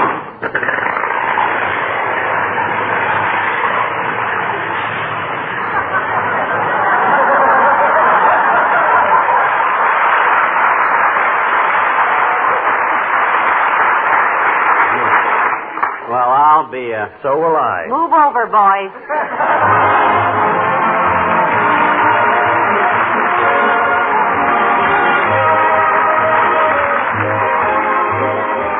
Have you taken a good look at the finish of your automobile lately? Perhaps you don't realize how much it needs a good cleaning and polishing. From day to day, you're not fully aware of how dull and gloomy it's getting to be. You almost think it has to be dirty. But it really doesn't, you know. Not while you can still buy a package of Johnson's Car New, the popular auto polish that does two things at once, both cleans and polishes with one application. It's quite easy to use Car New. It's a liquid that you apply with a cloth, rubbing only as hard as necessary to loosen the dirt. Then Car New dries to a white powder, and when you wipe this off, the dirt and grime and dullness come off with it. Now is the time to give your car's paint job a spring house cleaning to remove the stains and soil of winter. If you don't, they may injure the finish permanently, reduce your trade-in value, or make refinishing necessary. There's been no change in the high quality or remarkable performance of Johnson's Car New. Be sure to get the genuine Car New, spelled C-A-R-N-U.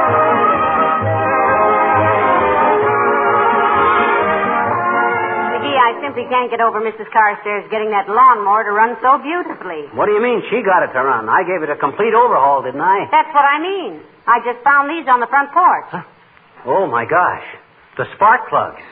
Well, good night. Good night, all.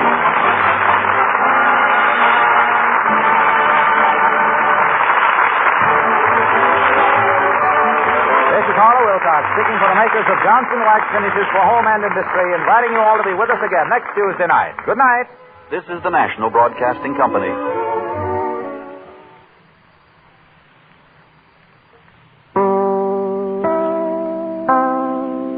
Johnson Wax Program with Fibber McGee and Molly.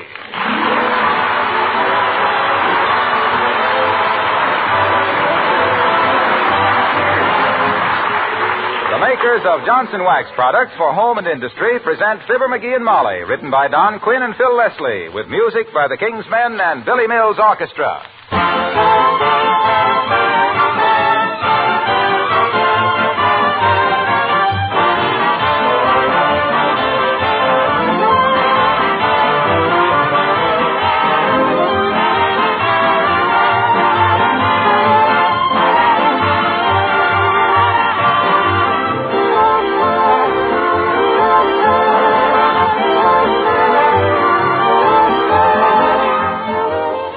If a man is judged by the company he keeps, so is he judged a little bit by the looks of the car he drives, which is as good a reason as I know for giving your car an occasional beauty treatment with Johnson's Car New.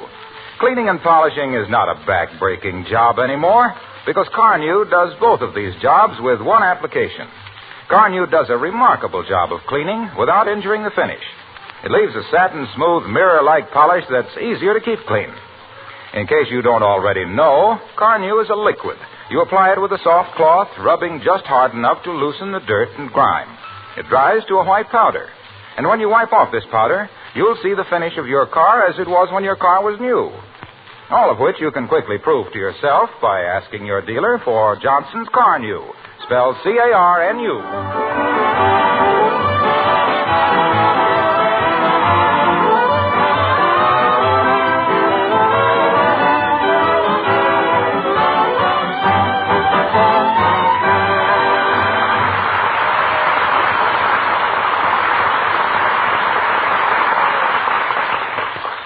Things are in a bit of a hubba-hubba at 79 Wistful Vista right now. But gee whiz, if a wealthy friend of yours offered you a chance to spend the summer in a classy spot like the exclusive North Shore of Lake Dugan, I'll bet you'd be busting your buttons, too. Like Fibber McGee and Molly.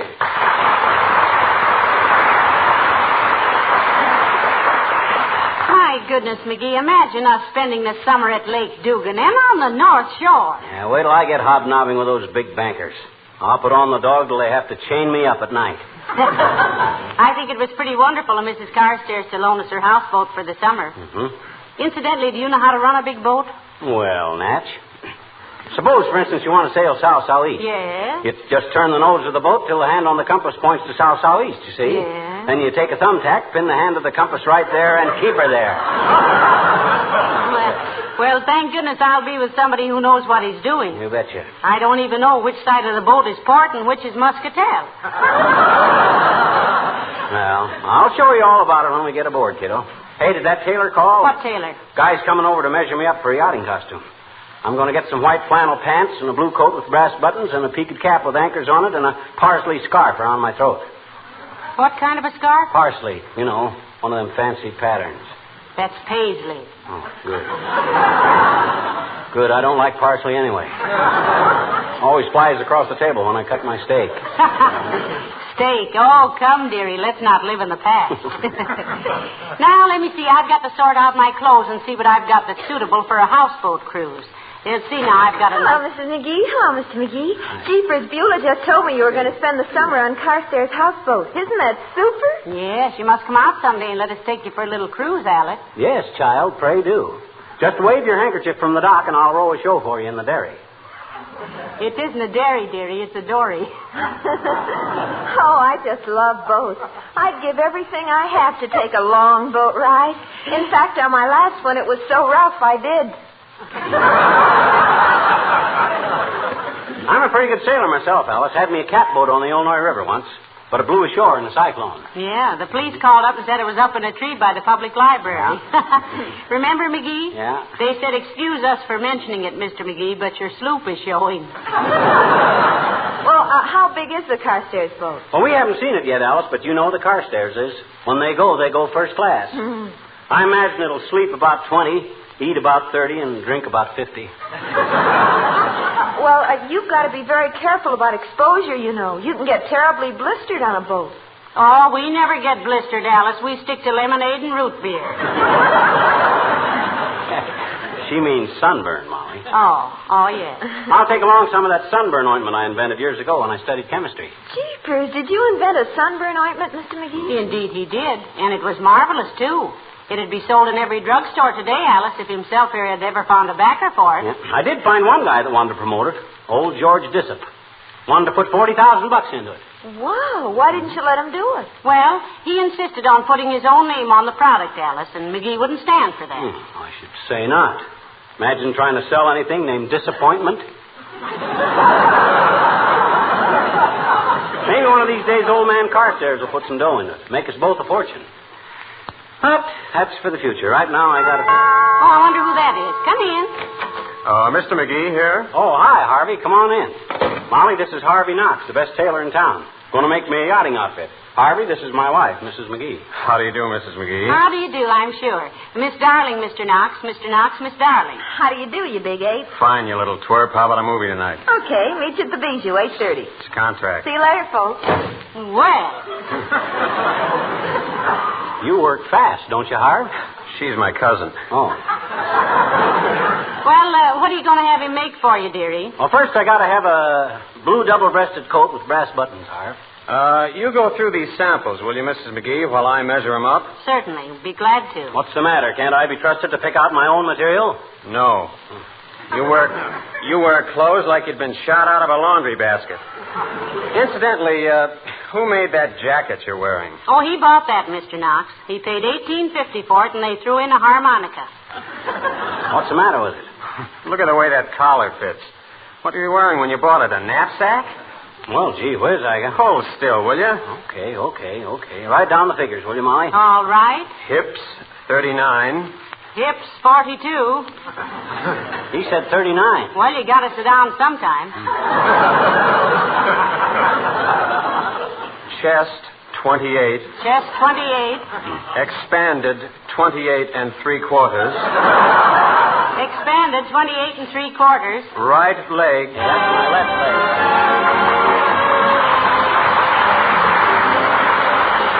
Billy Mills and the orchestra play Love.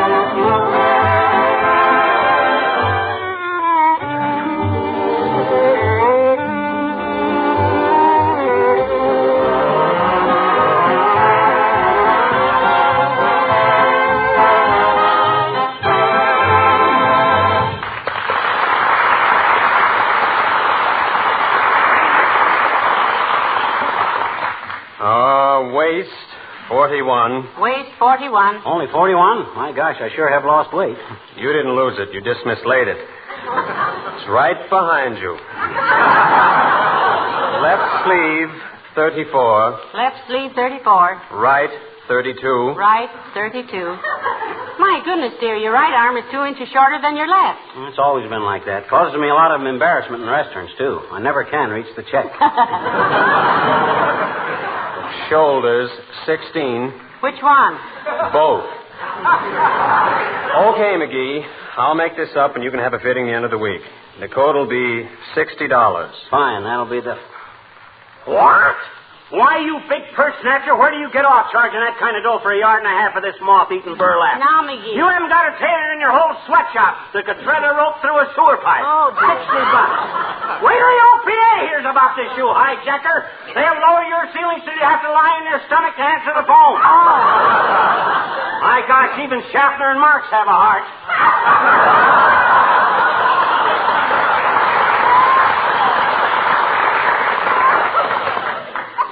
Kidding, Harv. What's your best price? This is a special price to you, McGee. We usually get $80 for a coat like this.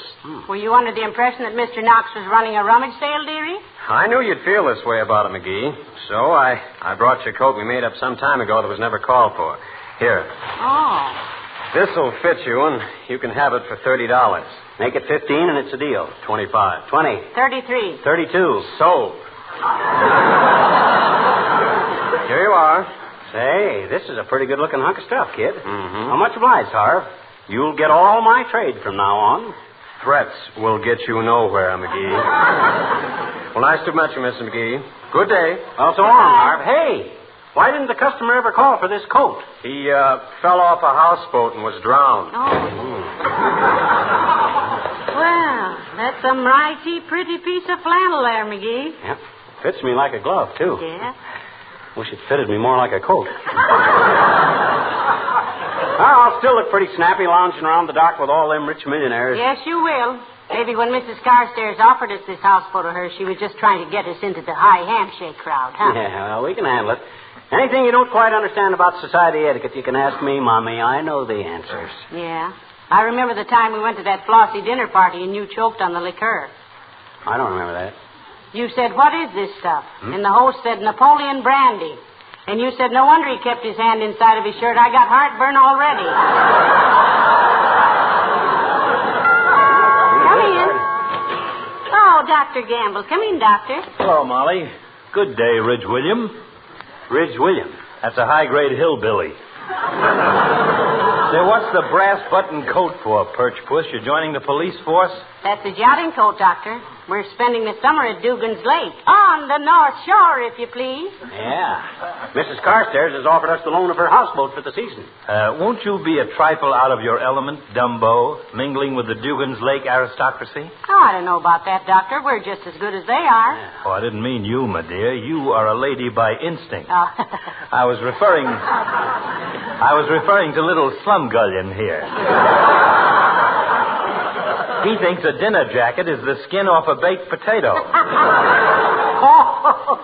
I say, that's rather an amusing quip, old chap. You medical fellows are frightfully keen at that sort of thing. Oh, stop it, you little phony. You're about as authentic as a Japanese newscast. So when do you shove off on this seagoing hitchhike, Molly? This week, Doctor, and I'm really excited about it. I've always wanted to spend a summer on a boat and get a good coat of tan. I usually look like I'd spend July and August working as a subway guard. Well, take it easy, my dear. Start with 15 minutes a day and work up to an hour or an hour and a half. You have a fair skin, you know. How about me? I got a fair skin, too. Yes, but yours is unusually thick. Well, bon voyage, kiddies. See you in October. Have a nice summer, Doctor. So long, Doc.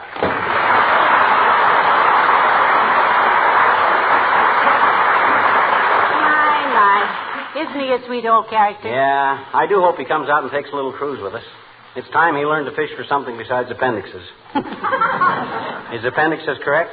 What's the plural for appendix? There isn't any. Nobody has more than one. Oh, yeah, that's right. I never thought of that. Well, anyway, Doctor... Who's that, McGee? Must be Wilcox. He telephoned and said he was bringing some girl over he wanted us to meet. Oh, I wonder who it could be. Come in.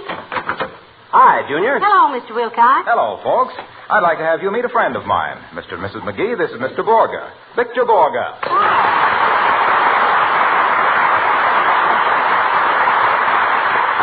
Well, how do you do, I'm sure. Madame, I'm charmed. How do you do, Mr. McGee? Hi, Bud. My goodness, that's the first time I ever had my hand kissed. Rather fun, isn't it? It's an old continental custom, Molly. Victor is from Denmark. Well, they got something with that hand-kissing stuff. Never get any lipstick on your collar that way. Hey, where's the girl you were bringing over, Junior? Girl? What girl? When you phoned, you said you were bringing over a good-looking dame. Oh, I didn't say dame. I said Dane. I meant Victor Borga. That's a very old joke. But it's very good. I like it. Is Mr. Borga with the Johnson Wax people, Mr. Wilcox? As of next week, yes. What do you mean, as of next week, yes? He means, as of this week, no. Victor starts working for Johnson next week. Oh. I've been helping him brush up on our sales story, how Johnson's Wax is the finest protection money can buy for furniture, floors, and woodwork. But what I really... And how Johnson's Wax seals the pores of wood and leather and painted surfaces against dust and dirt and dampness. But my work is not exactly... And how Johnson's Wax gives your home a new beauty and cleanliness. How it has 1,000 household uses and...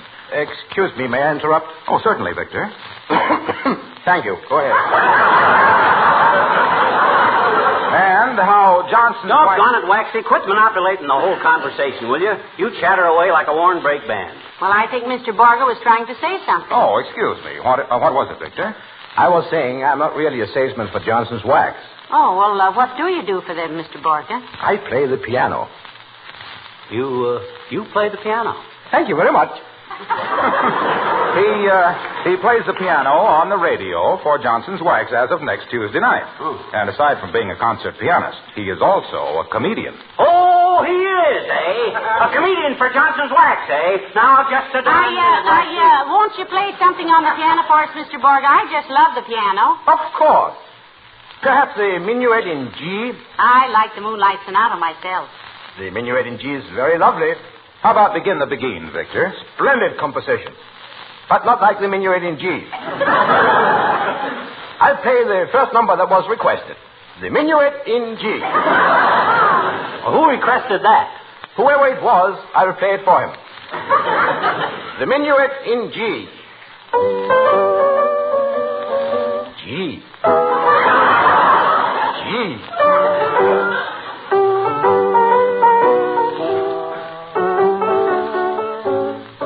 Gee whiz. That was wonderful, Mr. Borgen. So original. Now, let's hear some jokes, Bud.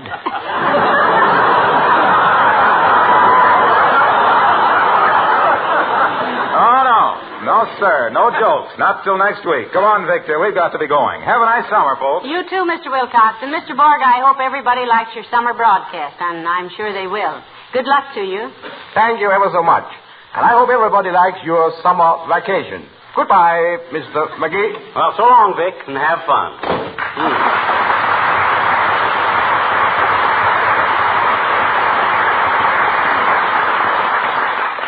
Comedian, eh?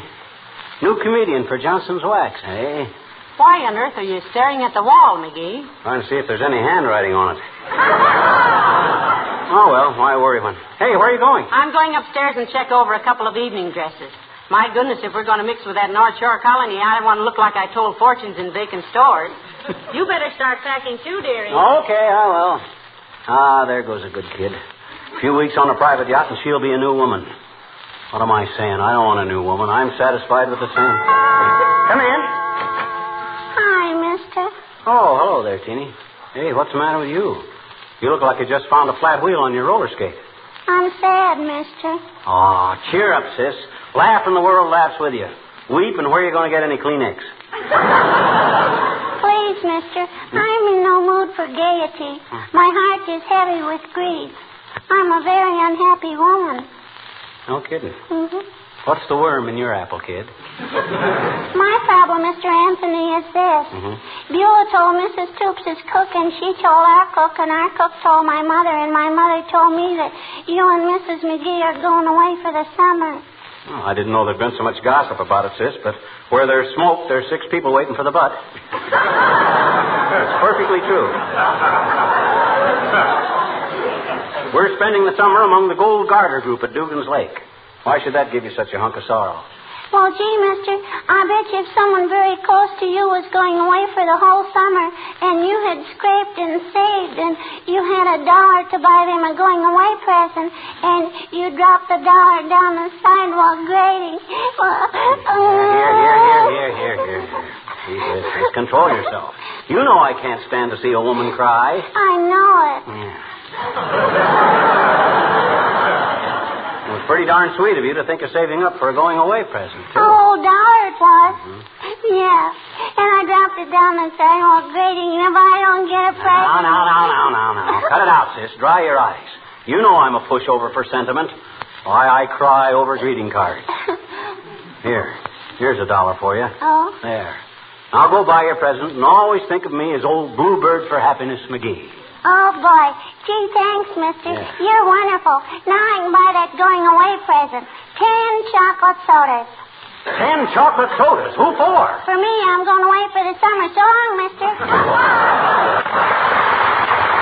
still think that kid's a midget.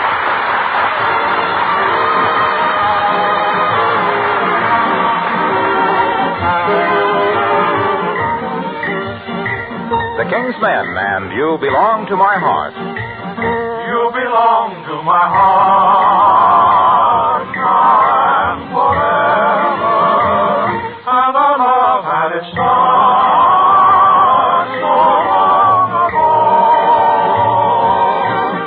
We were gathering stars while a million guitars played our love song. When I said I love you, every beat of my heart said it too. 'Twas a moment like this. Oh, do you remember? And your eyes threw a kiss when they met mine. Now we own all the stars and a million guitars are still playing.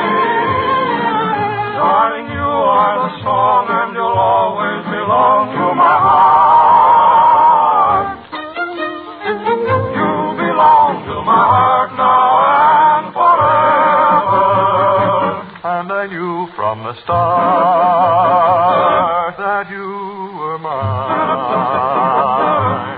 Now we own all the stars and a million guitars. Still are playing.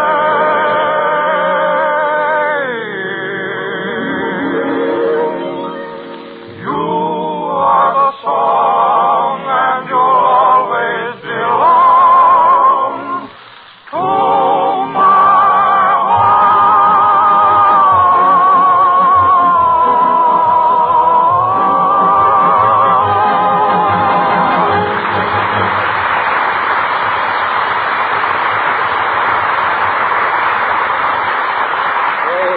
Sailing over the bounding lake, and if we catch a lot of fish, believe me, boy, that's Jake. Sailing, Hey, Molly. Yes, McGee? You see my jackknife anyplace? No, I haven't, dearie. What'd you want it for? I'll need it on the boat. Have to carve the daily report with it. You know, weather conditions, attitude and longitude, mutinies and all stuff like that there. Well, can't you use a pen or a pencil? Why do you have to carve it? Oh, just a tradition is all. Got to keep everything in the ship's log. Best way to write on logs is with a jackknife. I see. Well, maybe Beulah knows where it is. Oh, Beulah! Beulah! Somebody bawl for Beulah?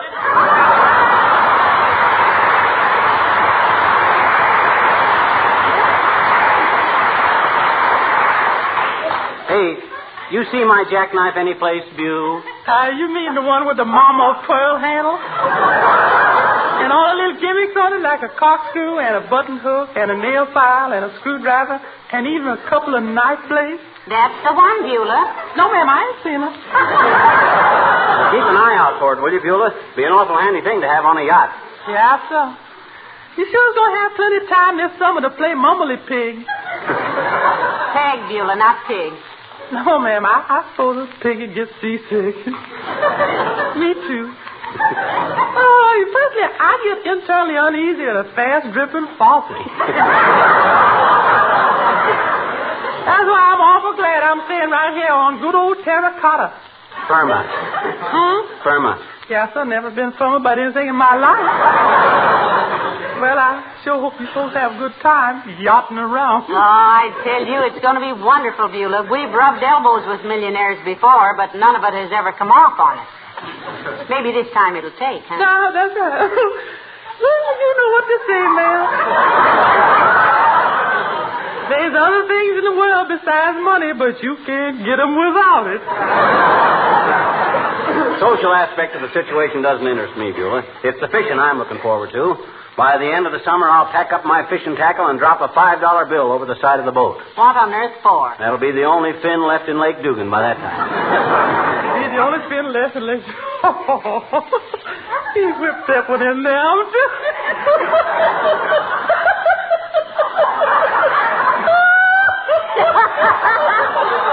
I love that man.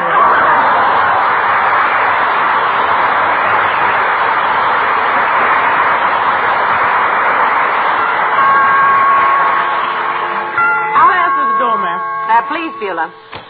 Oh, how do you do, Miss Carstairs? Come right here. Thank you, Beulah. How do you do, Mrs. McGee? Hello, Mrs. Carstairs. Hi, Carsty. Been trying to get you on the phone all day, ever since Beulah gave us your phone message. Oh, yes, I understood you were trying to get me, Mr. McGee. Well, we just wanted to thank you for your generous offer, Mrs. Carstairs. It's simply wonderful of you. Yeah, Carsty, you're a peach to do it. Just a fuzzy old peach. With a pit of gold. Well, it seems a great deal of fuss to make over such a small thing, Mr. McGee. Oh, but you don't know how much it means to him, Mrs. Carstairs. He loves boats and water and fishing so much. Well, I can understand that, I'm sure. I come from a long line of seafaring men myself. My grandfather was a rear admiral, you know. I suspected that the minute I saw you, Carstairs. I saw you walking down the street one day, and I says to myself, I says, by George, I says, I'll bet there was a rear admiral in her family.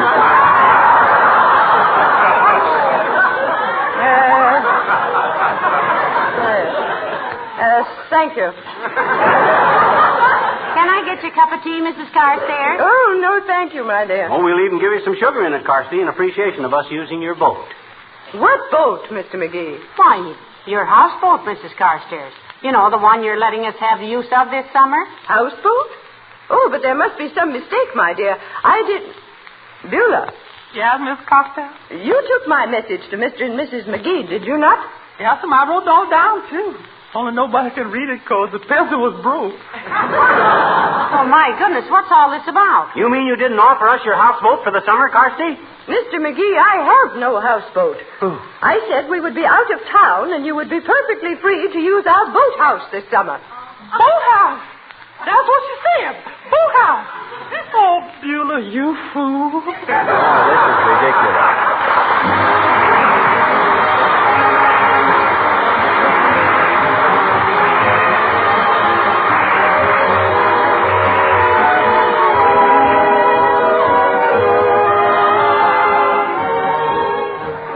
Have you ever stopped to think how linoleum brings the colors of the out-of-doors into your kitchen? The greens and yellows of spring and summer, the reds and blues of fall. When these colors are kept bright and cheerful, your kitchen is a pleasant place to work in, which is one good reason you protect your linoleum floors regularly with Johnson's Glow Coat. Because Glow Coat needs no rubbing or buffing, this is a simple job. You just apply and let dry. Glow Coat does the rest, giving you in a few minutes a gleaming floor that's protected against wear and dirt and moisture. And because Glow Coat is made by the makers of Johnson's Wax, you can be sure that the quality is uniformly high.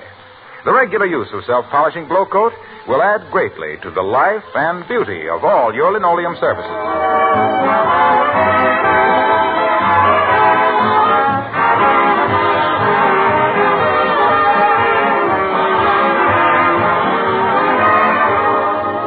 Ladies and gentlemen, for 11 years now, we've been thanking you annually for your wonderful loyalty and support of the Johnson Wax program, and we'd like to do it again.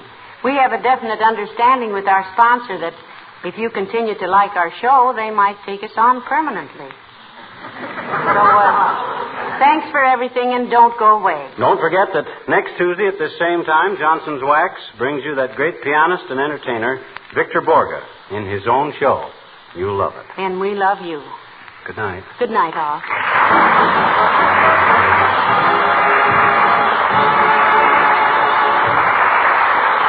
This is Harlow Wilcox speaking for the makers of Johnson Wax products for home and industry, inviting you to listen in again next Tuesday night when we bring you that pianist, entertainer extraordinaire, Victor Borga. Good night. This is the National Broadcasting Company.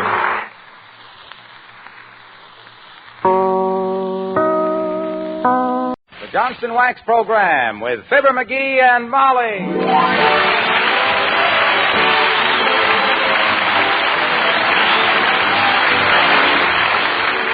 The makers of Johnson's Wax products for home and industry present Fibber McGee and Molly with Bill Thompson, Gail Gordon, Arthur Q. Bryan, Lee Benaderet, and me, Harlow Wilcox. The script is by Don Quinn and Phil Leslie. The music by the King's Men and Billy Mills Orchestra.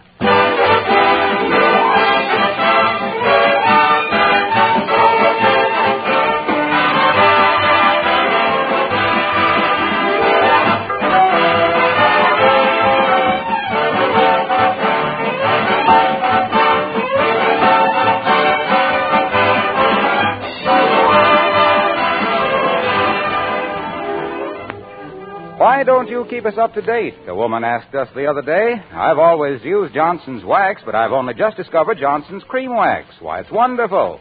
Well, she's right. This newest Johnson's polish really is wonderful for furniture and woodwork. It's a white liquid that does a remarkable cleaning job, cleans as it polishes. Women like it particularly for cleaning and waxing light-painted woodwork, but it's equally good on dark woodwork and all furniture. And for keeping a white refrigerator clean and sparkling, there's nothing better. Dirt, spots, and fingerprints are whisked away instantly when you apply Johnson's Cream Wax. It requires a minimum of rubbing, leaves a satin, smooth, dry wax finish that not only looks beautiful, but wards off minor scratches. Spilled things wipe off easily. Cream Wax doesn't collect dust, as oily furniture polishes do either. Now, you all know about Johnson's paste and liquid wax. Well, now get acquainted with Johnson's Cream Wax.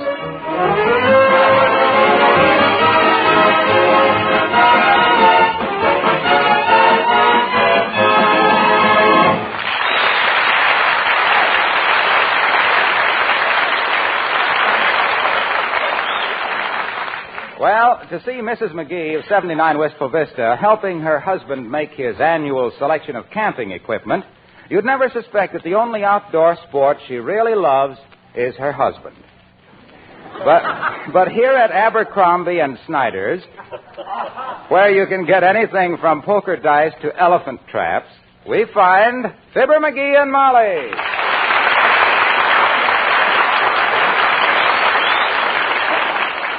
Now, let me see. What else do I need? Well, I can't think of a thing, dearie. You've got a mattress that you blow up and a camp stove that blows itself up. Oh, my gosh, a camp stove. That's what I need. Hey, Bud, is anything new in camp stoves? Oh, yes, indeed, sir. We have the new post-war models now. Oh. Built-in egg timer, fish scaler, bathing suit dryer, and corn popper. Solid steel, only weighs 97 pounds. 97 pounds? How could anybody carry a stove like that? Well, that's what makes this stove so unique, madam. You don't have to carry it. The legs are on clockwork hinges, and it walks along behind you from camp to camp. It can also be speeded up to chase rabbits.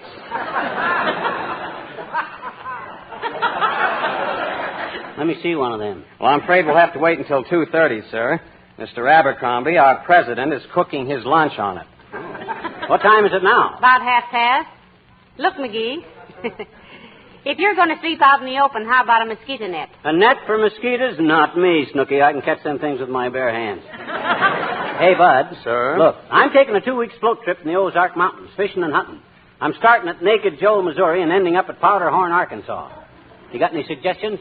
And you can skip the one about staying home. I've tried that. Well, now let me see, sir. How about a nice bobsled? We have one with ball-bearing steering gear and chromium nameplate. Sells for only $722. Why on earth would anyone want a bobsled in Missouri in the summer? I don't know, madam, but I get a bonus of $100 if I sell it.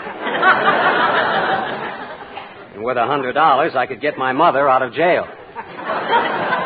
What's she in jail for, Buster? Oh, she's just a thoughtless little bobby socker, bless her heart. Always going around socking bobbies. Oh, by the way, sir, how about hip boots? Need any hip boots, dearie? Yours leak in 7 places. Gee, do they really? Yeah, don't you remember? You call them your 7-leak boots? You got any good hip boots, Bud? No, sir, but next week we expect some in. Good ones, too. Mm-hmm. They have a double sole with 4 ounces of water sealed in. Mm-hmm. That gives you the squish without the discomfort. Well, I guess you've got about everything you need, McGee. Just add those items up, sir, and let us know what the bill is. You got everything there, Bud? The fishing rod, the air mattress, the combination can opener and spud slicer, the waterproof matchbox, and the compass? Yes, sir, but are you sure you want this kind of a compass? This is the kind you draw circles with. I know that. I find I always travel in circles anyway. Well, this time I'm going to mark the map beforehand. Get me my bill, Bud. Yes, sir, and if I'm not back immediately, I'll be back of the elevator sneaking a smoke. Honest, lad. Look, Molly, why don't you change your mind and come on this fishing trip with me? My gosh, you'll have a wonderful time. No, thank you, dearie. I'll spend the 2 weeks cleaning the living room curtains and papering the bedroom.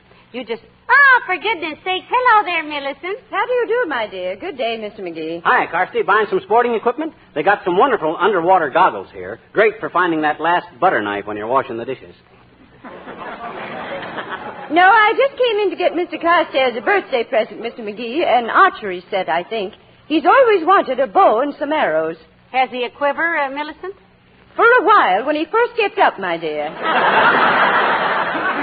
But a few cups of black coffee usually stops it. Did you ever try archery, Mr. McGee?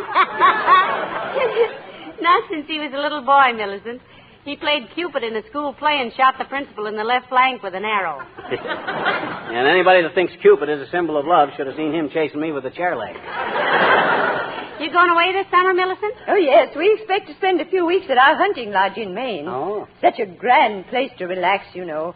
Why, some evenings, and this is quite confidential, my dear, some evenings we do not even dress for dinner. Oh. Oh. Heavenly days. You hear that, McGee? Up there in Maine, they really rough it. Yeah. Better not let down too much, Carsty. First thing you know, your husband will be coming in a T-shirt to tea.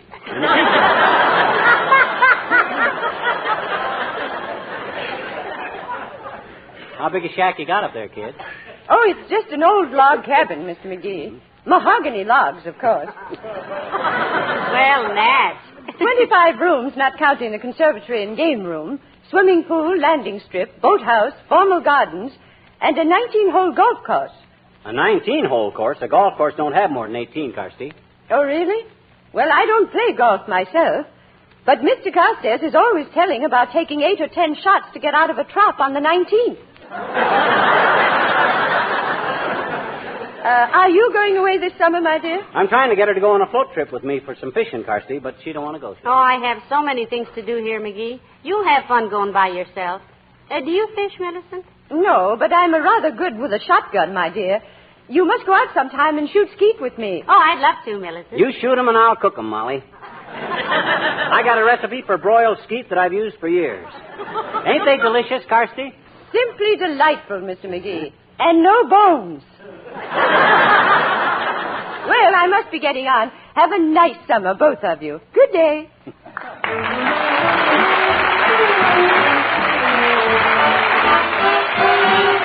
Billy Mills and the orchestra, the King's Men, and the Gypsy.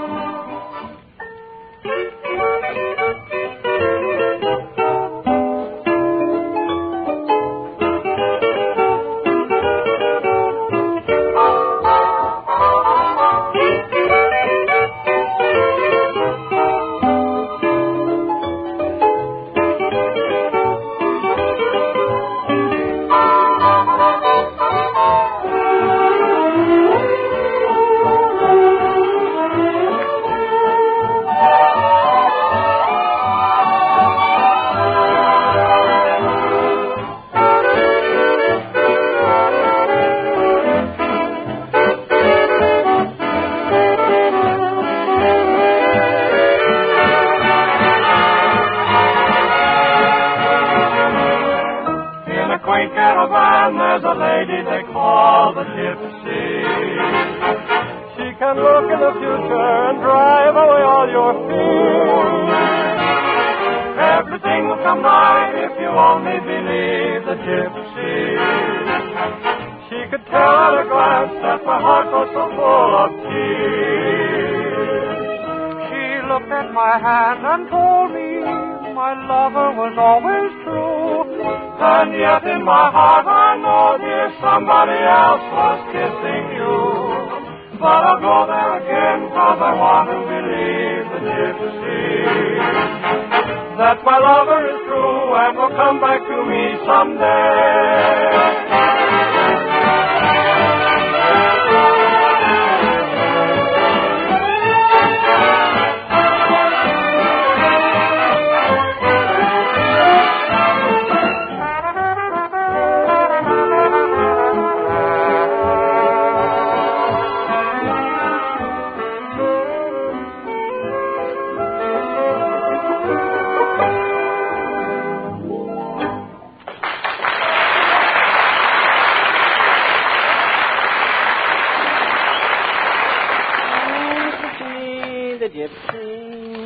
What are you doing, McGee? I'm pumping up this air mattress to see if it leaks anyplace. Listen.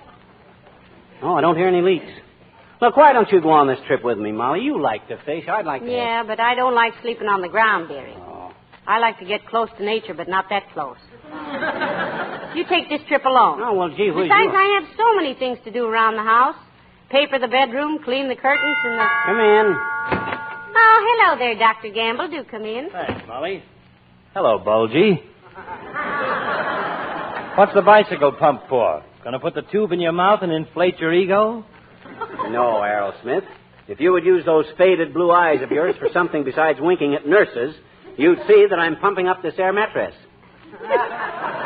He's going on a fishing trip through the Ozarks, Doctor. Are you going with him, Molly? Or do you welcome the interlude of peace and quiet with a little boom face out of your hair? Well, he wants me to go, Doctor, but I think it would do him good to get off by himself and not be bothered by having me to look after. Oh, come on, Molly. You're no trouble. I'll bet she's no trouble, Bucklewort. You just want her along. You only want her along because she can cook. By yourself, you'll come home with 3 crappies and dyspepsia.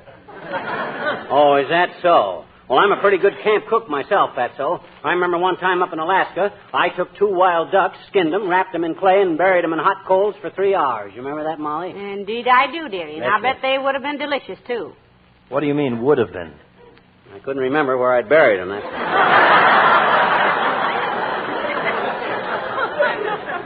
far as I know, they're still cooking. You going somewhere for a vacation this summer away, Doc? No, I think I'll spend the summer in a nice air-cooled movie. I've tried going to summer resorts, but somebody always finds out I'm a doctor, and from there on I'm working again. I see. Next time I register at a summer hotel, it will be as Ignaz Jagafrion, a sculptor. Why a sculptor, Doctor? Can you imagine anyone getting a sculptor up in the middle of the night to do Grandma's torso in granite? Certainly not. Well, have a nice trip, McGee. It'll do you good to get away from humanity for a while. Thanks. Not that I have anything against humanity, except that there are too many people mixed up in it. See you in the fall. Come on, Doc.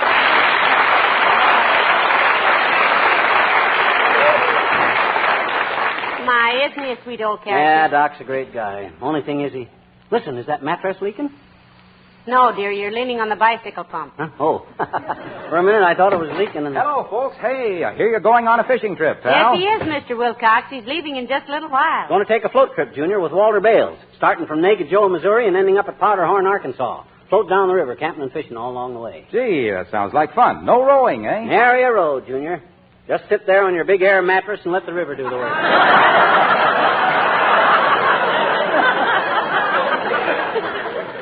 You going any place this summer? I am going to the Garden Spot of America, pal. Racine, Wisconsin. Is Racine so beautiful, Mr. Wilcox? It is to me, Molly. There is no prettier sight in the world than a full-grown paycheck. And mine are grown right there in Racine. Incidentally, I picked up a note from the office about the summer Johnson Wax show. Fred Waring and his Pennsylvanians are taking over. Isn't that marvelous? I think Fred Waring is simply wonderful. Don't you, McGee? Yeah, he's good. Well, he has one of the best shows on the air, barring none. Yeah, he's good. Well, don't you think he has a great show, pal? Yeah, he's good. I think everybody likes Fred Waring's program. Most everybody. He always does a great show. Relies quite a bit on music, though. Why, certainly he does. He's a fine musician, and he gets off some pretty smart remarks between numbers, too. Oh, yeah? Well, if he's such a hot musician, why don't he stick to his music? I play the mandolin, too, myself, Junior. But do I set myself up as a great musician? Do I try to muscle in onto somebody else's racket? Do I try to... Why, McGee, why are you so resentful? Say, pal, could it be that you're a little worried? Why, what should I be worried about? What if Racine should get the idea that Waring's better than McGee? Ishkabibble.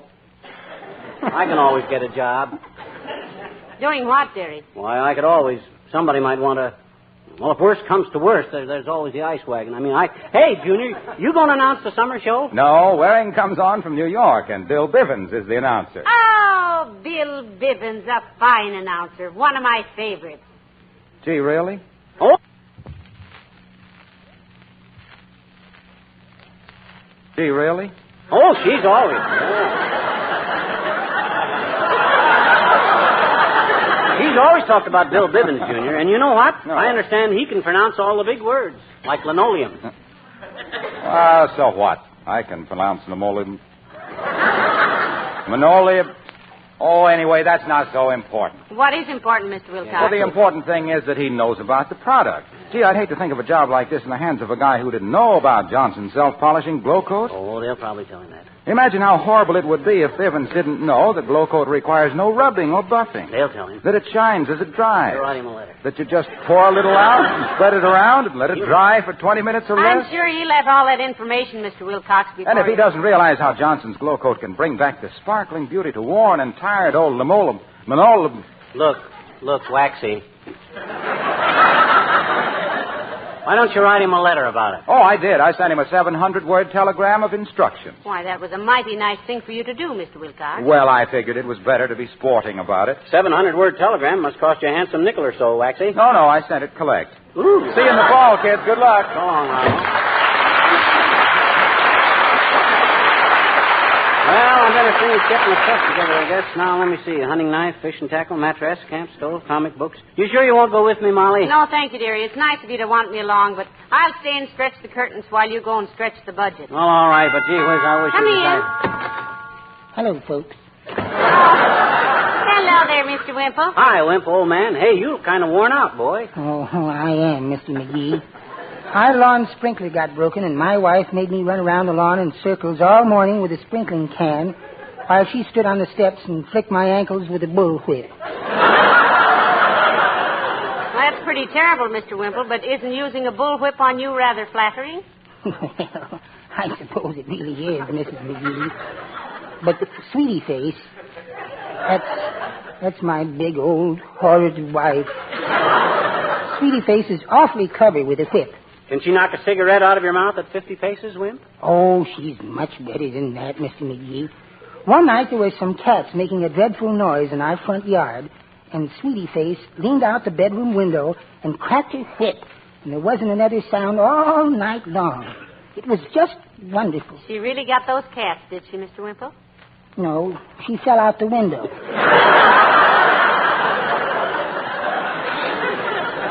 Wimp, I predict that one of these days you'll get tired of being pushed around, and you'll let her know who wears the pants in your house. Oh, you're so right, Mr. McGee. I've got it all planned out how I'll do it, too. The next time she starts in on me, I'm going to step up on a footstool and look her right in the eye. Who do you think you're talking to, I'll say. Then she'll slap me across the room, and as I fall, I'll knock over the goldfish bowl. And when she runs to pick up the goldfish, I'll grab her compact and fill it full of itching powder. I hope it's still good. I've had it for 9 years.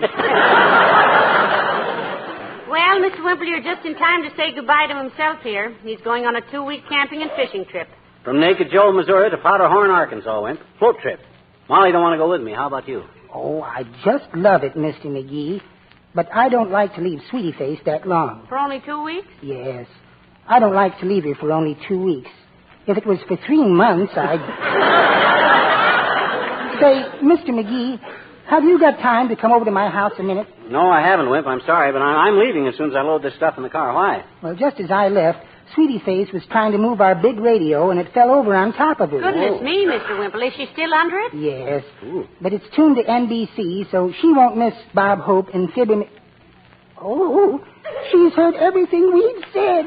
This is awful. I've got to go now. I'll see you in October.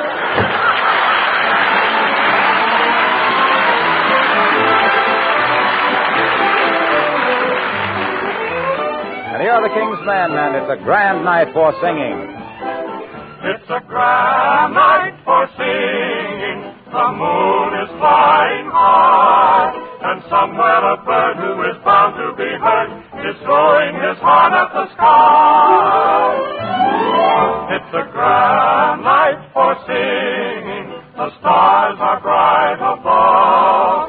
The earth is aglow, and to add to the show, I think I am falling in love. Falling in love. Maybe it's more than the moon. Maybe it's more than the birds. Maybe it's more than the sight of the night in a light too lovely for words.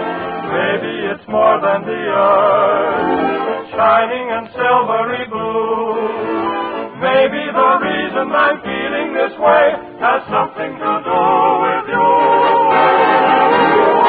It's a grand night for singing.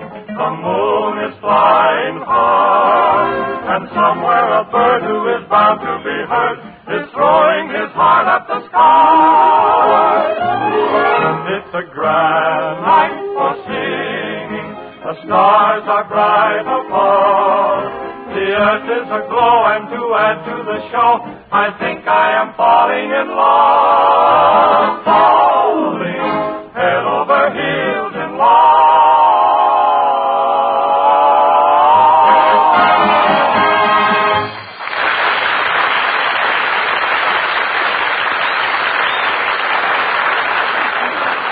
Well, I got the car all packed, Molly. I've got enough equipment in that jalopy to take me to Tibet and back. I believe in taking everything I need when I go fishing. Sure you got everything, dearie? Absolutely. I checked it off on my list as I packed it.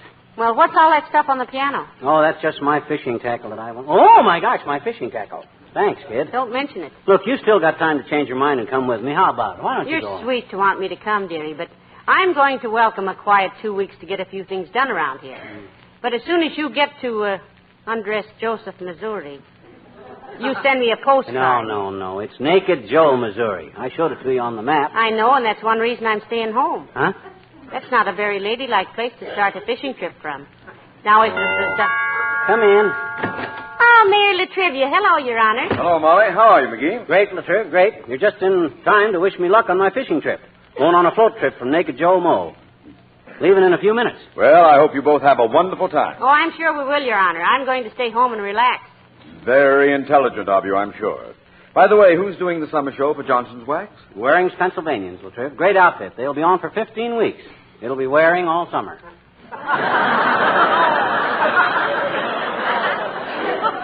What do you think it's been all winter? Why, Mr. Mayor, you made a joke. Well, I'm not very proud of it, personally. Jokes about a man's name are always very clever to the person who perpetrates them, but pretty old hat to the one whose name it is. You mean Fred Waring? In this case, yes. Did you ever meet him, Mr. Mayor? No, I never had that pleasure. Then what right have you got to make remarks about his clothes? I didn't make any remark about Mr. Waring's clothes. Oh, yes, you did. You said his hat was pretty old. I beg your pardon. I said nothing of the sort. I said jokes about a man's name are pretty old hat. A guy with a name that Fred Waring has got a right to wear any kind of a hat that he wants to, Latrivia. He'd still be a wonderful showman if he wore mucklucks and a beanie just because he chooses. Now, look here, McGee. I think you're deliberately trying to embroil me in an argument, and I am There not... can't be any argument about criticizing the hat of a complete stranger, Mr. Mayor. No. This is a democracy, and if a man chooses to wear an old hat... I didn't say that Mr. Hat was wearing an old Waring. I mean, if he wants to lead his hat in an old band, wear his bat hand in a bandstand... Now, look, I was... Now, control yourself, Latrivia. Control yourself. Don't shout at my wife. I was not shouting at your wife. I was not shouting at your wife. I was only trying to explain that I made no reference whatever to Mr. Waring's hat. I was merely utilizing a certain slang expression. When you say something is old hat, it means that it's all too familiar. Have I made myself clear? Yes, but you might be a little more careful about indulging in personalities, Latriv. A man's hat is his own business, and an old hat... Oh, for heaven's sake, stop it. You know very well that I didn't intend to heifer to Mr. Hatting's reference. Reference to Mr. Waring's reefer, a riffle, a haffle. When I said that an old band leader has a hat, an old hat has a... You stated that nobody would try to do it. We were...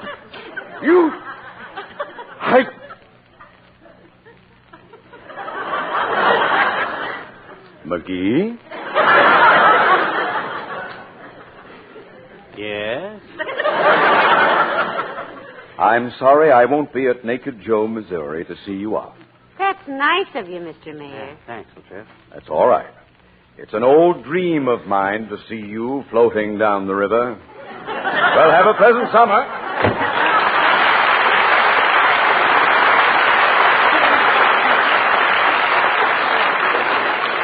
Well, I guess I better be getting started, Molly. What time is it? About 1:30. Great. That ought to get me to Naked Joe, Missouri about daylight. Now, look, why don't you throw some stuff in a suitcase and come along? It'll be an awful lonesome drive without you. No, thank you, sweetheart. I'm glad you want me along, but with the bedroom to be papered and the living room curtains to be washed and all that. Who's that? I thought everybody was in. Come in. Mr. McGee, Yes? if you have 65 cents for me, I have a telegram for you from a relative. How do you know it's from a relative, son? It's collect. Here, Molly, you read it. I want to check over my list and see if I packed everything. All right.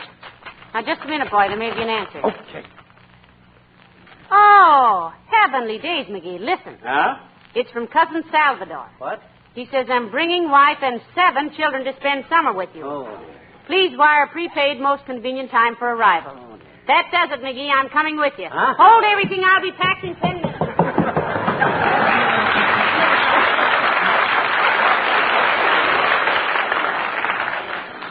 How much you say I owe for this, Bud? 65 cents, Mac.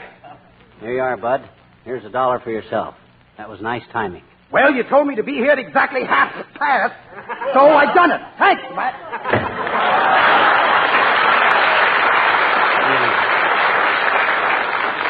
McGee, you're a dirty old conniver. And if you'd learned to cook, you wouldn't have to stoop to things like this. Hey, Molly, hurry up. Come on.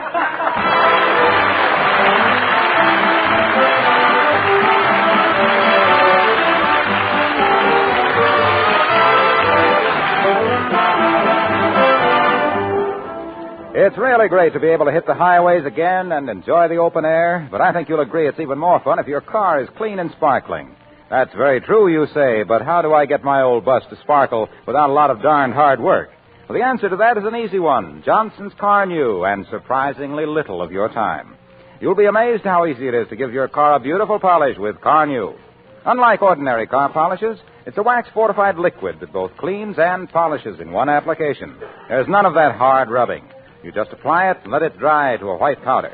When it's dry, you simply wipe the powder off, and that old road grime goes right along with it. You'll hardly know your car. The finish will shine and sparkle as if it had just rolled off the assembly line.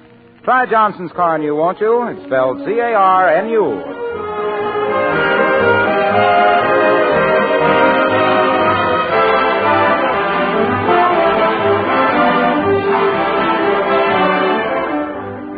Ladies and gentlemen, on behalf of everybody on our show and the makers of Johnson's Wax, we want to thank you for another year of your loyal listening.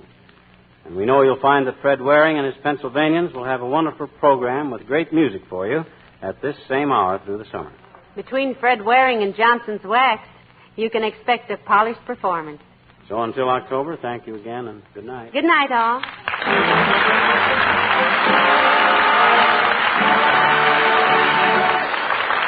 This is Harlow Wilcox, speaking for the makers of Johnson's Wax products for home and industry, inviting you to listen in again next Tuesday night when you will hear The Fred Waring Show. Fibber and Molly and all of us will be back again in October. Good night.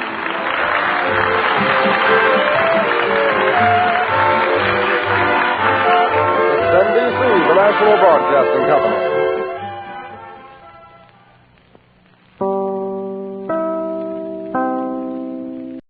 The Johnson Wax Program with Fibber McGee and Molly.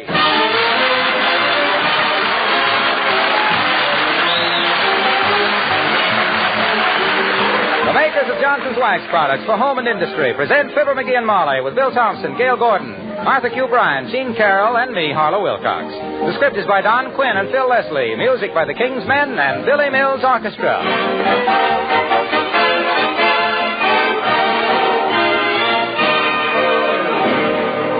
We were especially pleased recently when a listener who has kept house for 34 years told us how supremely satisfied she is with the way Johnson's Cream Wax both cleans and beautifies her furniture and woodwork. Now, of course, if you're one of the millions of enthusiastic women who use this newest Johnson's Wax polish, you know yourself that Cream Wax really is in a class by itself. You see, besides protective Johnson's Wax, Cream Wax contains two very effective cleansing ingredients. When you apply it to your furniture and woodwork, it fairly whisks away dirt and fingerprints.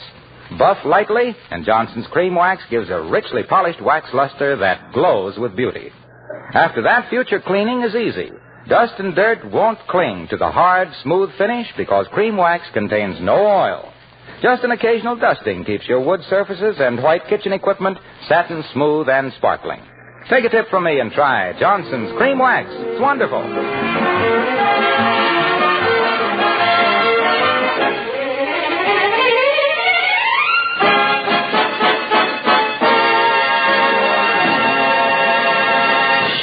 Molly McGee of 79 Wistful Vista thinks a carnival is a legitimate source of fun and frolic. Mr. McGee thinks a carnival is strictly a one-ring circus where the monkeys pay to get in, and the only reservations you can make are mental. The debate is still going on as we join Fibber McGee and Molly.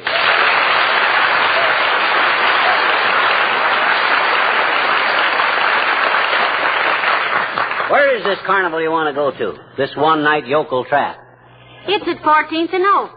It's a vacant lot. Yeah, and so are the people who go to it. Well, I don't care. I love carnivals, and I want to go. Ah, forget it, kiddo. That stuff is for rubes, not for sophisticated people like I and you. Nonsense. Heavenly days back in Peoria, you took me to all the carnivals, and nobody hooped and hollered any louder than you did. Well, I was young and stupid in those days. I see. But I'm not young anymore. I know the angles now. Let them grifters find a new crop of doughheads.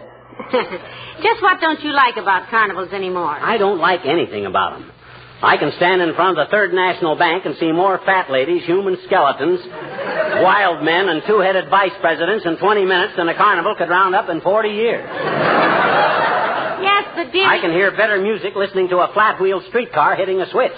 Well, I don't know. I can make better pink lemonade out of faucet water. And I can dance a better hoochie-macooch and hip boots than any Hawaiian girl from Milwaukee. They got their whole underpaid payroll. Yes, but McGee... I popped sweeter corn in vaudeville than those mugs ever tasted. And got more interesting souvenirs falling into a coal hole. All right. Let's stay home. No, sir. What? Get your hat. I wouldn't miss this carnival for all the ham in Hollywood. But I thought you didn't like carnival. I hate them. And I'm not going to sit here and let those sharpshooters think they can keep me from enjoying myself. Besides, I want to prove something to you. You already have. Huh? You've just proved that you can't win an argument even from yourself. Just the same, I want to prove to you what a racket them carnival concessions are. Come on, let's go. All right, but I'd better tell Lena we're going out so she can spend the rest of the afternoon trying on my dresses. Lena! Oh, Lena! Here I am, Mrs. McGee.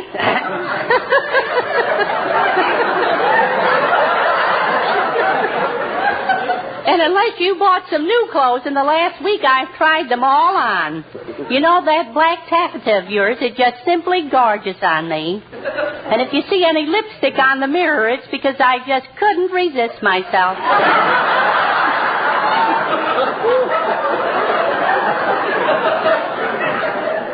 Look, Lena, we're going downtown to the carnival, so you're on your own for the afternoon. We no doubt will not be home for dinner, Lena, so when you finish your work and get through reading my mail, you can go home. Oh, thank you.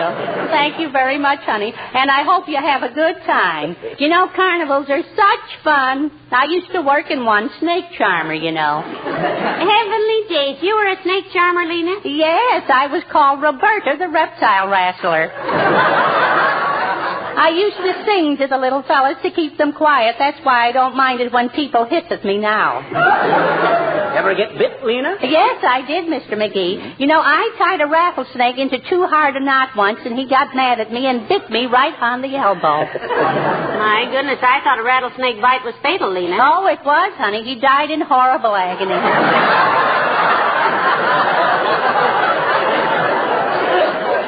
You know, it was a valuable snake, so they put me in another sideshow as a bearded lady. Oh, false beard, eh? Well, hardly, Mr. McGee. You can hardly call a beard that costs $12.50 a false one. You really take it on the chin in that work, don't you, Lena? Yeah, why'd you give up your job as bearded lady, Leanie? Well, they moved the trained fleas into the same tent, Mr. McGee, and I guess I just had too much insect appeal. Oh. Now, you go right down to the carnival, folks. Lena will get along just as soon as you leave, practically.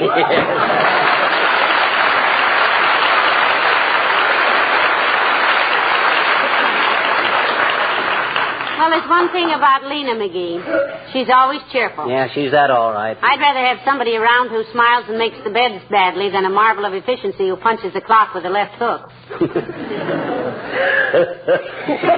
Speaking of left hooks, Snooky, wait till you see me take that big mallet and ring that big gong down at that big carnival. I thought you said it was rigged up so you couldn't win, honest. It's rigged up against the yokels, baby. You can take those guys if you're hep to the gimmicks. Come on, let's get going. Oh, I don't know, dearie. Maybe it's just too corny. Oh, come on. Carnivals are fun. You'll enjoy it. Kind of a jip, aren't they? So what if they are? My gosh, it's all in fun. What makes you so suspicious? I don't know. I guess I've just heard people talk. Well, that's a lot of marmalade. I love carnivals. Hey, I think I'll wear a hat. I might win a ribbon that says 23 Skidoo on it, huh? Where's my hat? I don't know. The last time Oh, I know. It's right here in the hall closet. No, McGee, please. Now, that hall closet.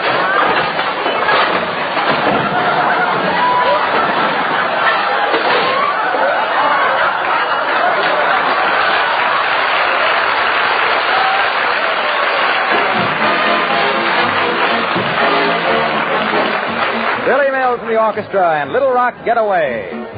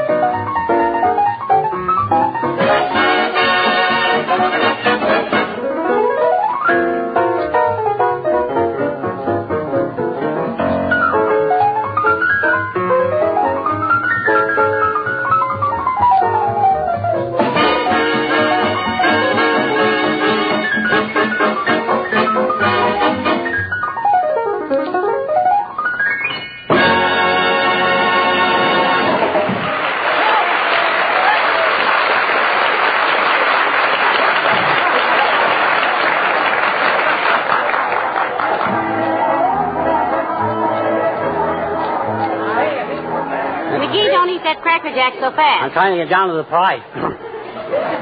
Got a wonderful little police whistle in this stuff once when I was a kid. My dog swallowed it. Oh, too bad. Oh, he loved it. He used to direct traffic every noon hour at the corner of Main and Avenue. Back in Peoria. Look, dearie, I want to play this game over here where you ring the canes and win the prize. All right.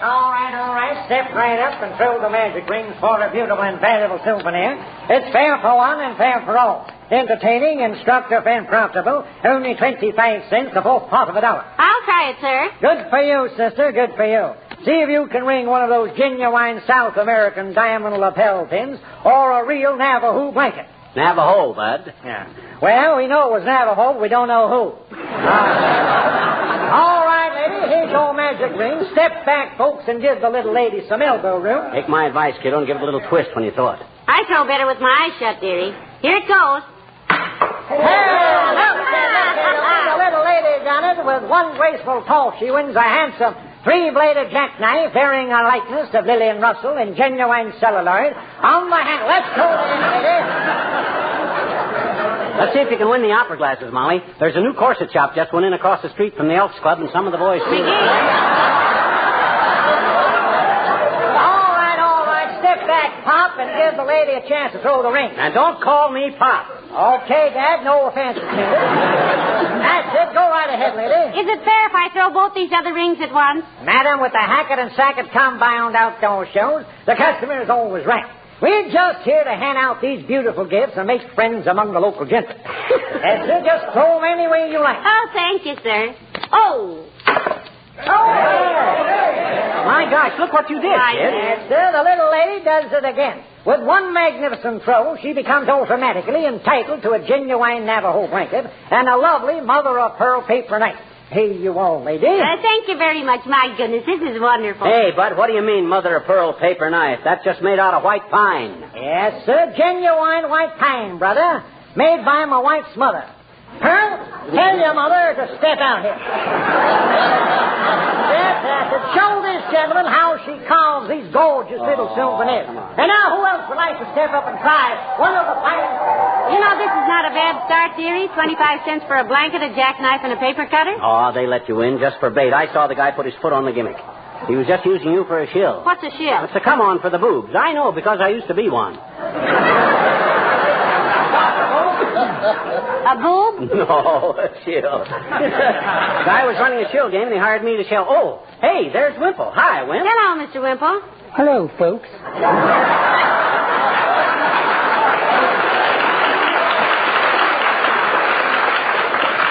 Hey, isn't this fun, though? Don't you just love Carnival?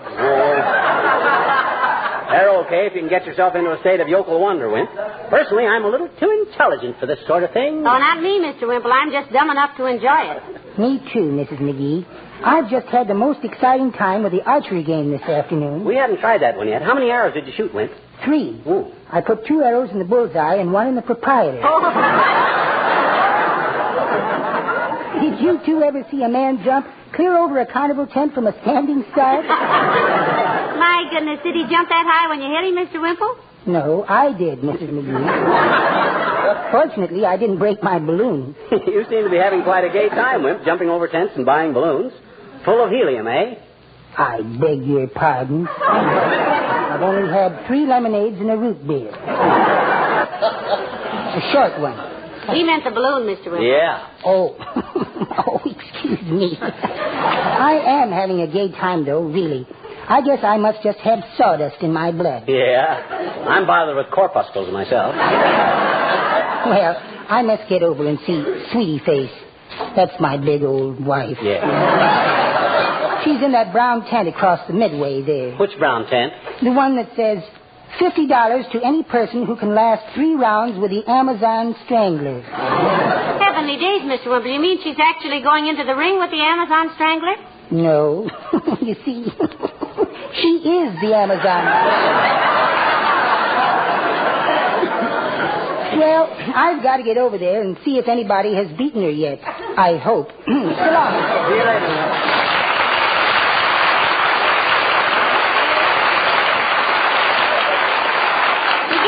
To see if I I can win something on the raffle wheel. Oh, what do you want to play that game for? That thing is All right, folks. Plenty of numbers left. Pick your lucky digit and win a beautiful abalone lamp or a box of Lowndes chocolates.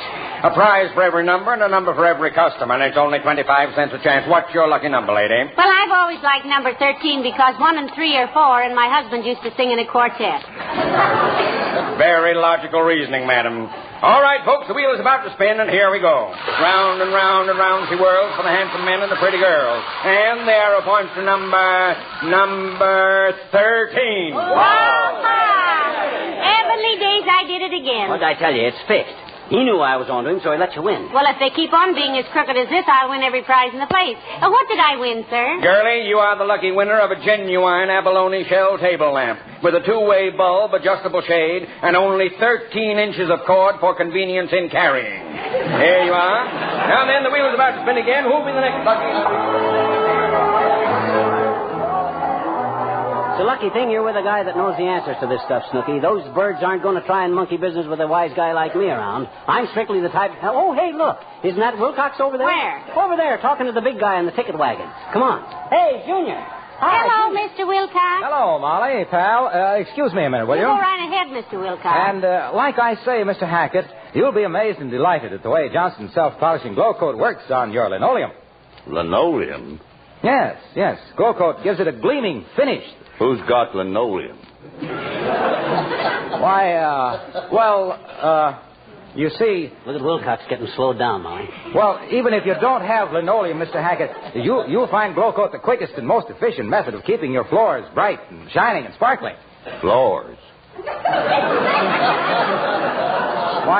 Yes. You see, one of the nice things about Johnson's self-polishing glow coat is the fact that it's so easy to apply. You simply pour a little out, spread it around with a long-handled applier, and let it dry in 20 minutes or less to a handsome, gleaming finish that any housekeeper will be proud of. It sounds fine, son, but I haven't got a housekeeper. Oh, my goodness. He is having trouble, isn't he? Yeah, watch him squirm, Molly. Well, naturally, Mr. Hackett, glow coat doesn't have to be handled by your housekeeper. A child could apply it. I simply meant that it'll be a wonderful aid in keeping your home clean and sparkling and beautiful.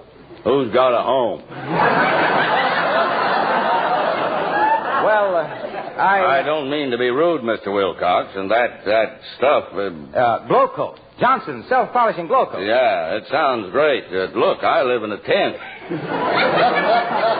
Is it any good for tent floors? What kind of tent floors? Dirt. And grass, if we're lucky. No. Gee, I never thought I'd... Well, gosh, Racine can't expect me to sell it. Well, anyway, it sounds great, son. Must be a fine product. Look, here's my card. Send some literature on it to my wife. She lives in East Orange, New Jersey, in a house. She's got linoleum, I think. Haven't seen her for 2 years. She don't like the road. Okay, Mr. Hackett, thanks very much. I'll write to her tonight. Well, hello, Molly. Hi, Fibber. Fine carnival, isn't it, Mr. Wilcox? Look what we won already, Waxy. An Abahu blanket, a jackknife, an abalone lamp, and a paper cutter. $1 for the lot. Great. I won one of those lamps out here yesterday. Has it really got a two-way bulb in it? Absolutely. Goes on, it goes off. Well, I got to get back to work, folks. I'll see you later. Look, Mr. Wilcox, if you're going this way, help me load some of this stuff in our car, will you? Sure. Let me take it, Molly. I'll be waiting right here, Molly. All right, McGee. Now, don't win anything else unless I approve of it first. Okay. Thank you very much, Mr. Wilcox. Ah, there goes a good kid. I have more fun spending quarters on her out here than I'd have spending $50 on anybody else. Or her either. Oh, hey, she forgot to take this blanket. Oh, well, maybe she'll be... Hi, mister. Oh, hi, Teeny. Well, fancy meeting you here, isn't it? You having fun, sis? Sure I am, I betcha. Mm-hmm. I had some popcorn and some Cracker Jack and some peanuts and 3 ice cream cones and some cotton candy and some saltwater taffy and 2 stomach aches. You did, eh? And I have... I says you did, eh? Did what? You had 2 tummy aches. I know it. Hey, mister, look it. Hmm? Can you ring the bell with the big mallet, mister? Can you? Did you ever try it, mister? Did you ever try it? Did you ever? Sis, I've won more cigars on that thing than my wife could and did shake a stick at. Shall we try it? Oh, hey, yeah. man, give us 2 chances on a cigar. Yes, sir. Here you are, sir. 1 for you and 1 for the little lady. The prize for men is a genuine Punxsutawney Panatella in the original Florida wrapper. If the little lady rings the gong, she gets a beautiful 1-pound box of simulated chocolate-coated cherries. Here's the hammer, brother. Let's see now. Where did I put that hammer? Here it is. And may you be the one for whom the bell tolls. Thanks, Bud. I'll take it first, sis, and show you how it's done. Now watch this, Stevie. It's just a matter of muscular coordination. 1, 2, 3.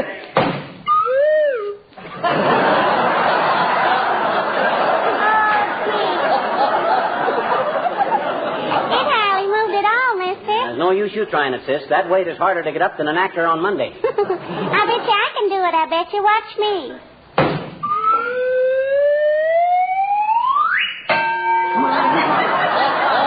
My gosh, you did it, sis. Sure, I did it. And the little lady wins a box of simulated chocolate-type imitation cherry-flavored cherries. Here you are, kid. Oh, thank you, Uncle Fred. Uncle Fred? So long, mister.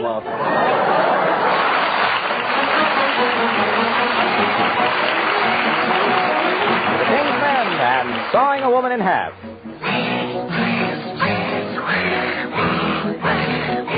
When I was a youngster of 7 or 8, I worshipped a hero, a man truly great. I'd stare open-eyed at this wonderful man as he took his place on the stage and began sawing a woman in half.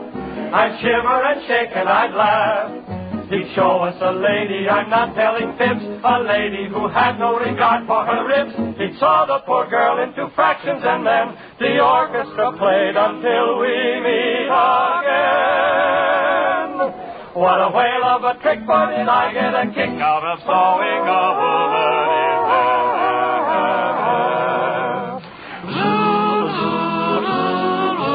Right through the middle the saw quickly goes,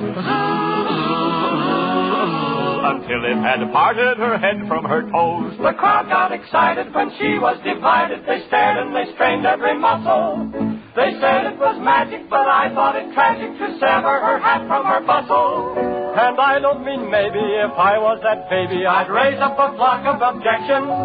The axe was her chance for a lovely romance. Who'd marry a lady in sections? Sawing a woman in two was never the right thing to do. In decent society there should be a law to keep him from hacking her ribs with a saw. To settle the question I asked for a date, and when she said yes, I hardly could wait. I wound up in trouble, my date was a double, 'cause he saw that woman in half.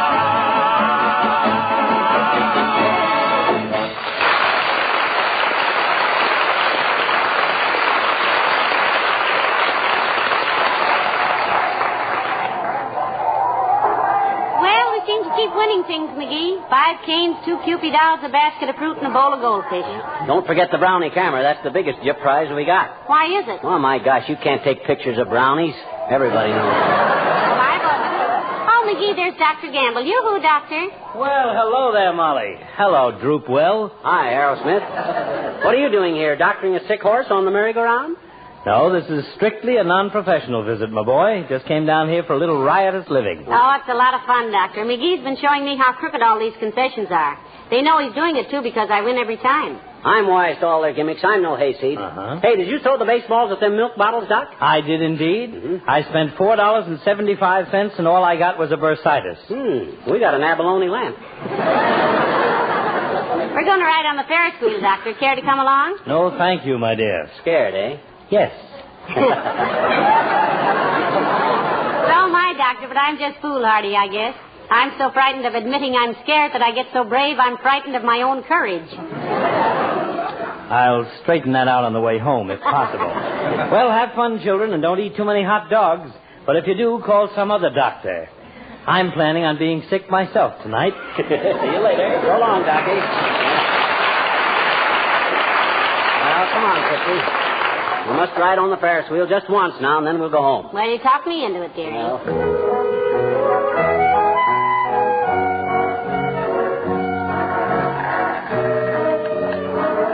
Ooh, hold me, McGee. I didn't realize it went this high. I hope it holds together till we get off. They put this thing together with burnt matches and rubber bands. Whoa. Oh, heavenly days, what was that? I think one of the rubber bands busted. Well, at least we got stuck up at the top where we can see things. I'm glad I don't walk in my sleep if we have to spend the night up here.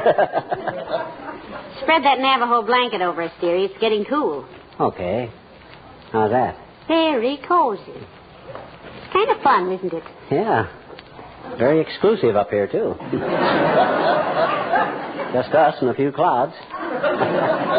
Remember the time this happened back in Peoria? We were marooned on top of the Ferris wheel for 3 hours. I remember it very well, dearie. Yeah. We must have taken a dozen rides on it first. Yep. I'd begun to think that wheel never would break down. Me too. I was running out of dough. I know that. That was the first time you ever kissed me, remember? Yeah. I was nervous. Didn't know what I was doing. Are you nervous now? Not a bit, Snooky. You know what you're doing? Yep. Well? Well, that's... Hey, folks! You up on top there? What do you want, point killer? Don't worry, we'll have you down pretty quick. Why don't you mind your own business, Si? That's telling him, lover. Yeah.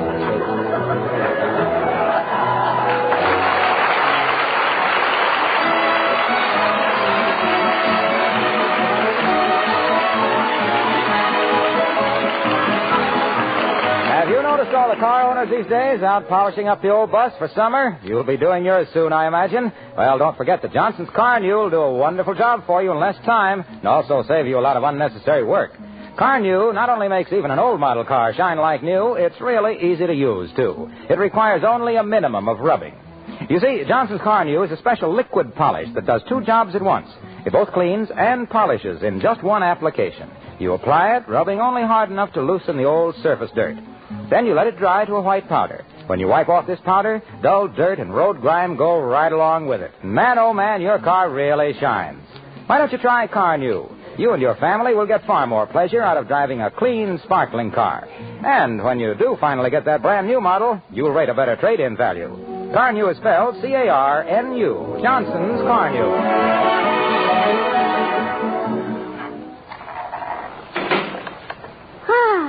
Okay, folks, you can hop out now. Oh, don't mind us, Bud. We like it up here. Oh, we're down. Did you notice, Molly? We're down. Oh, dear. My lipstick is all... my hair's all mussed and Well, relax, lady. So it's a spring evening, and he looks handsome to you again. I've saw it happen before. Good night, folks. Good night. Good night, all.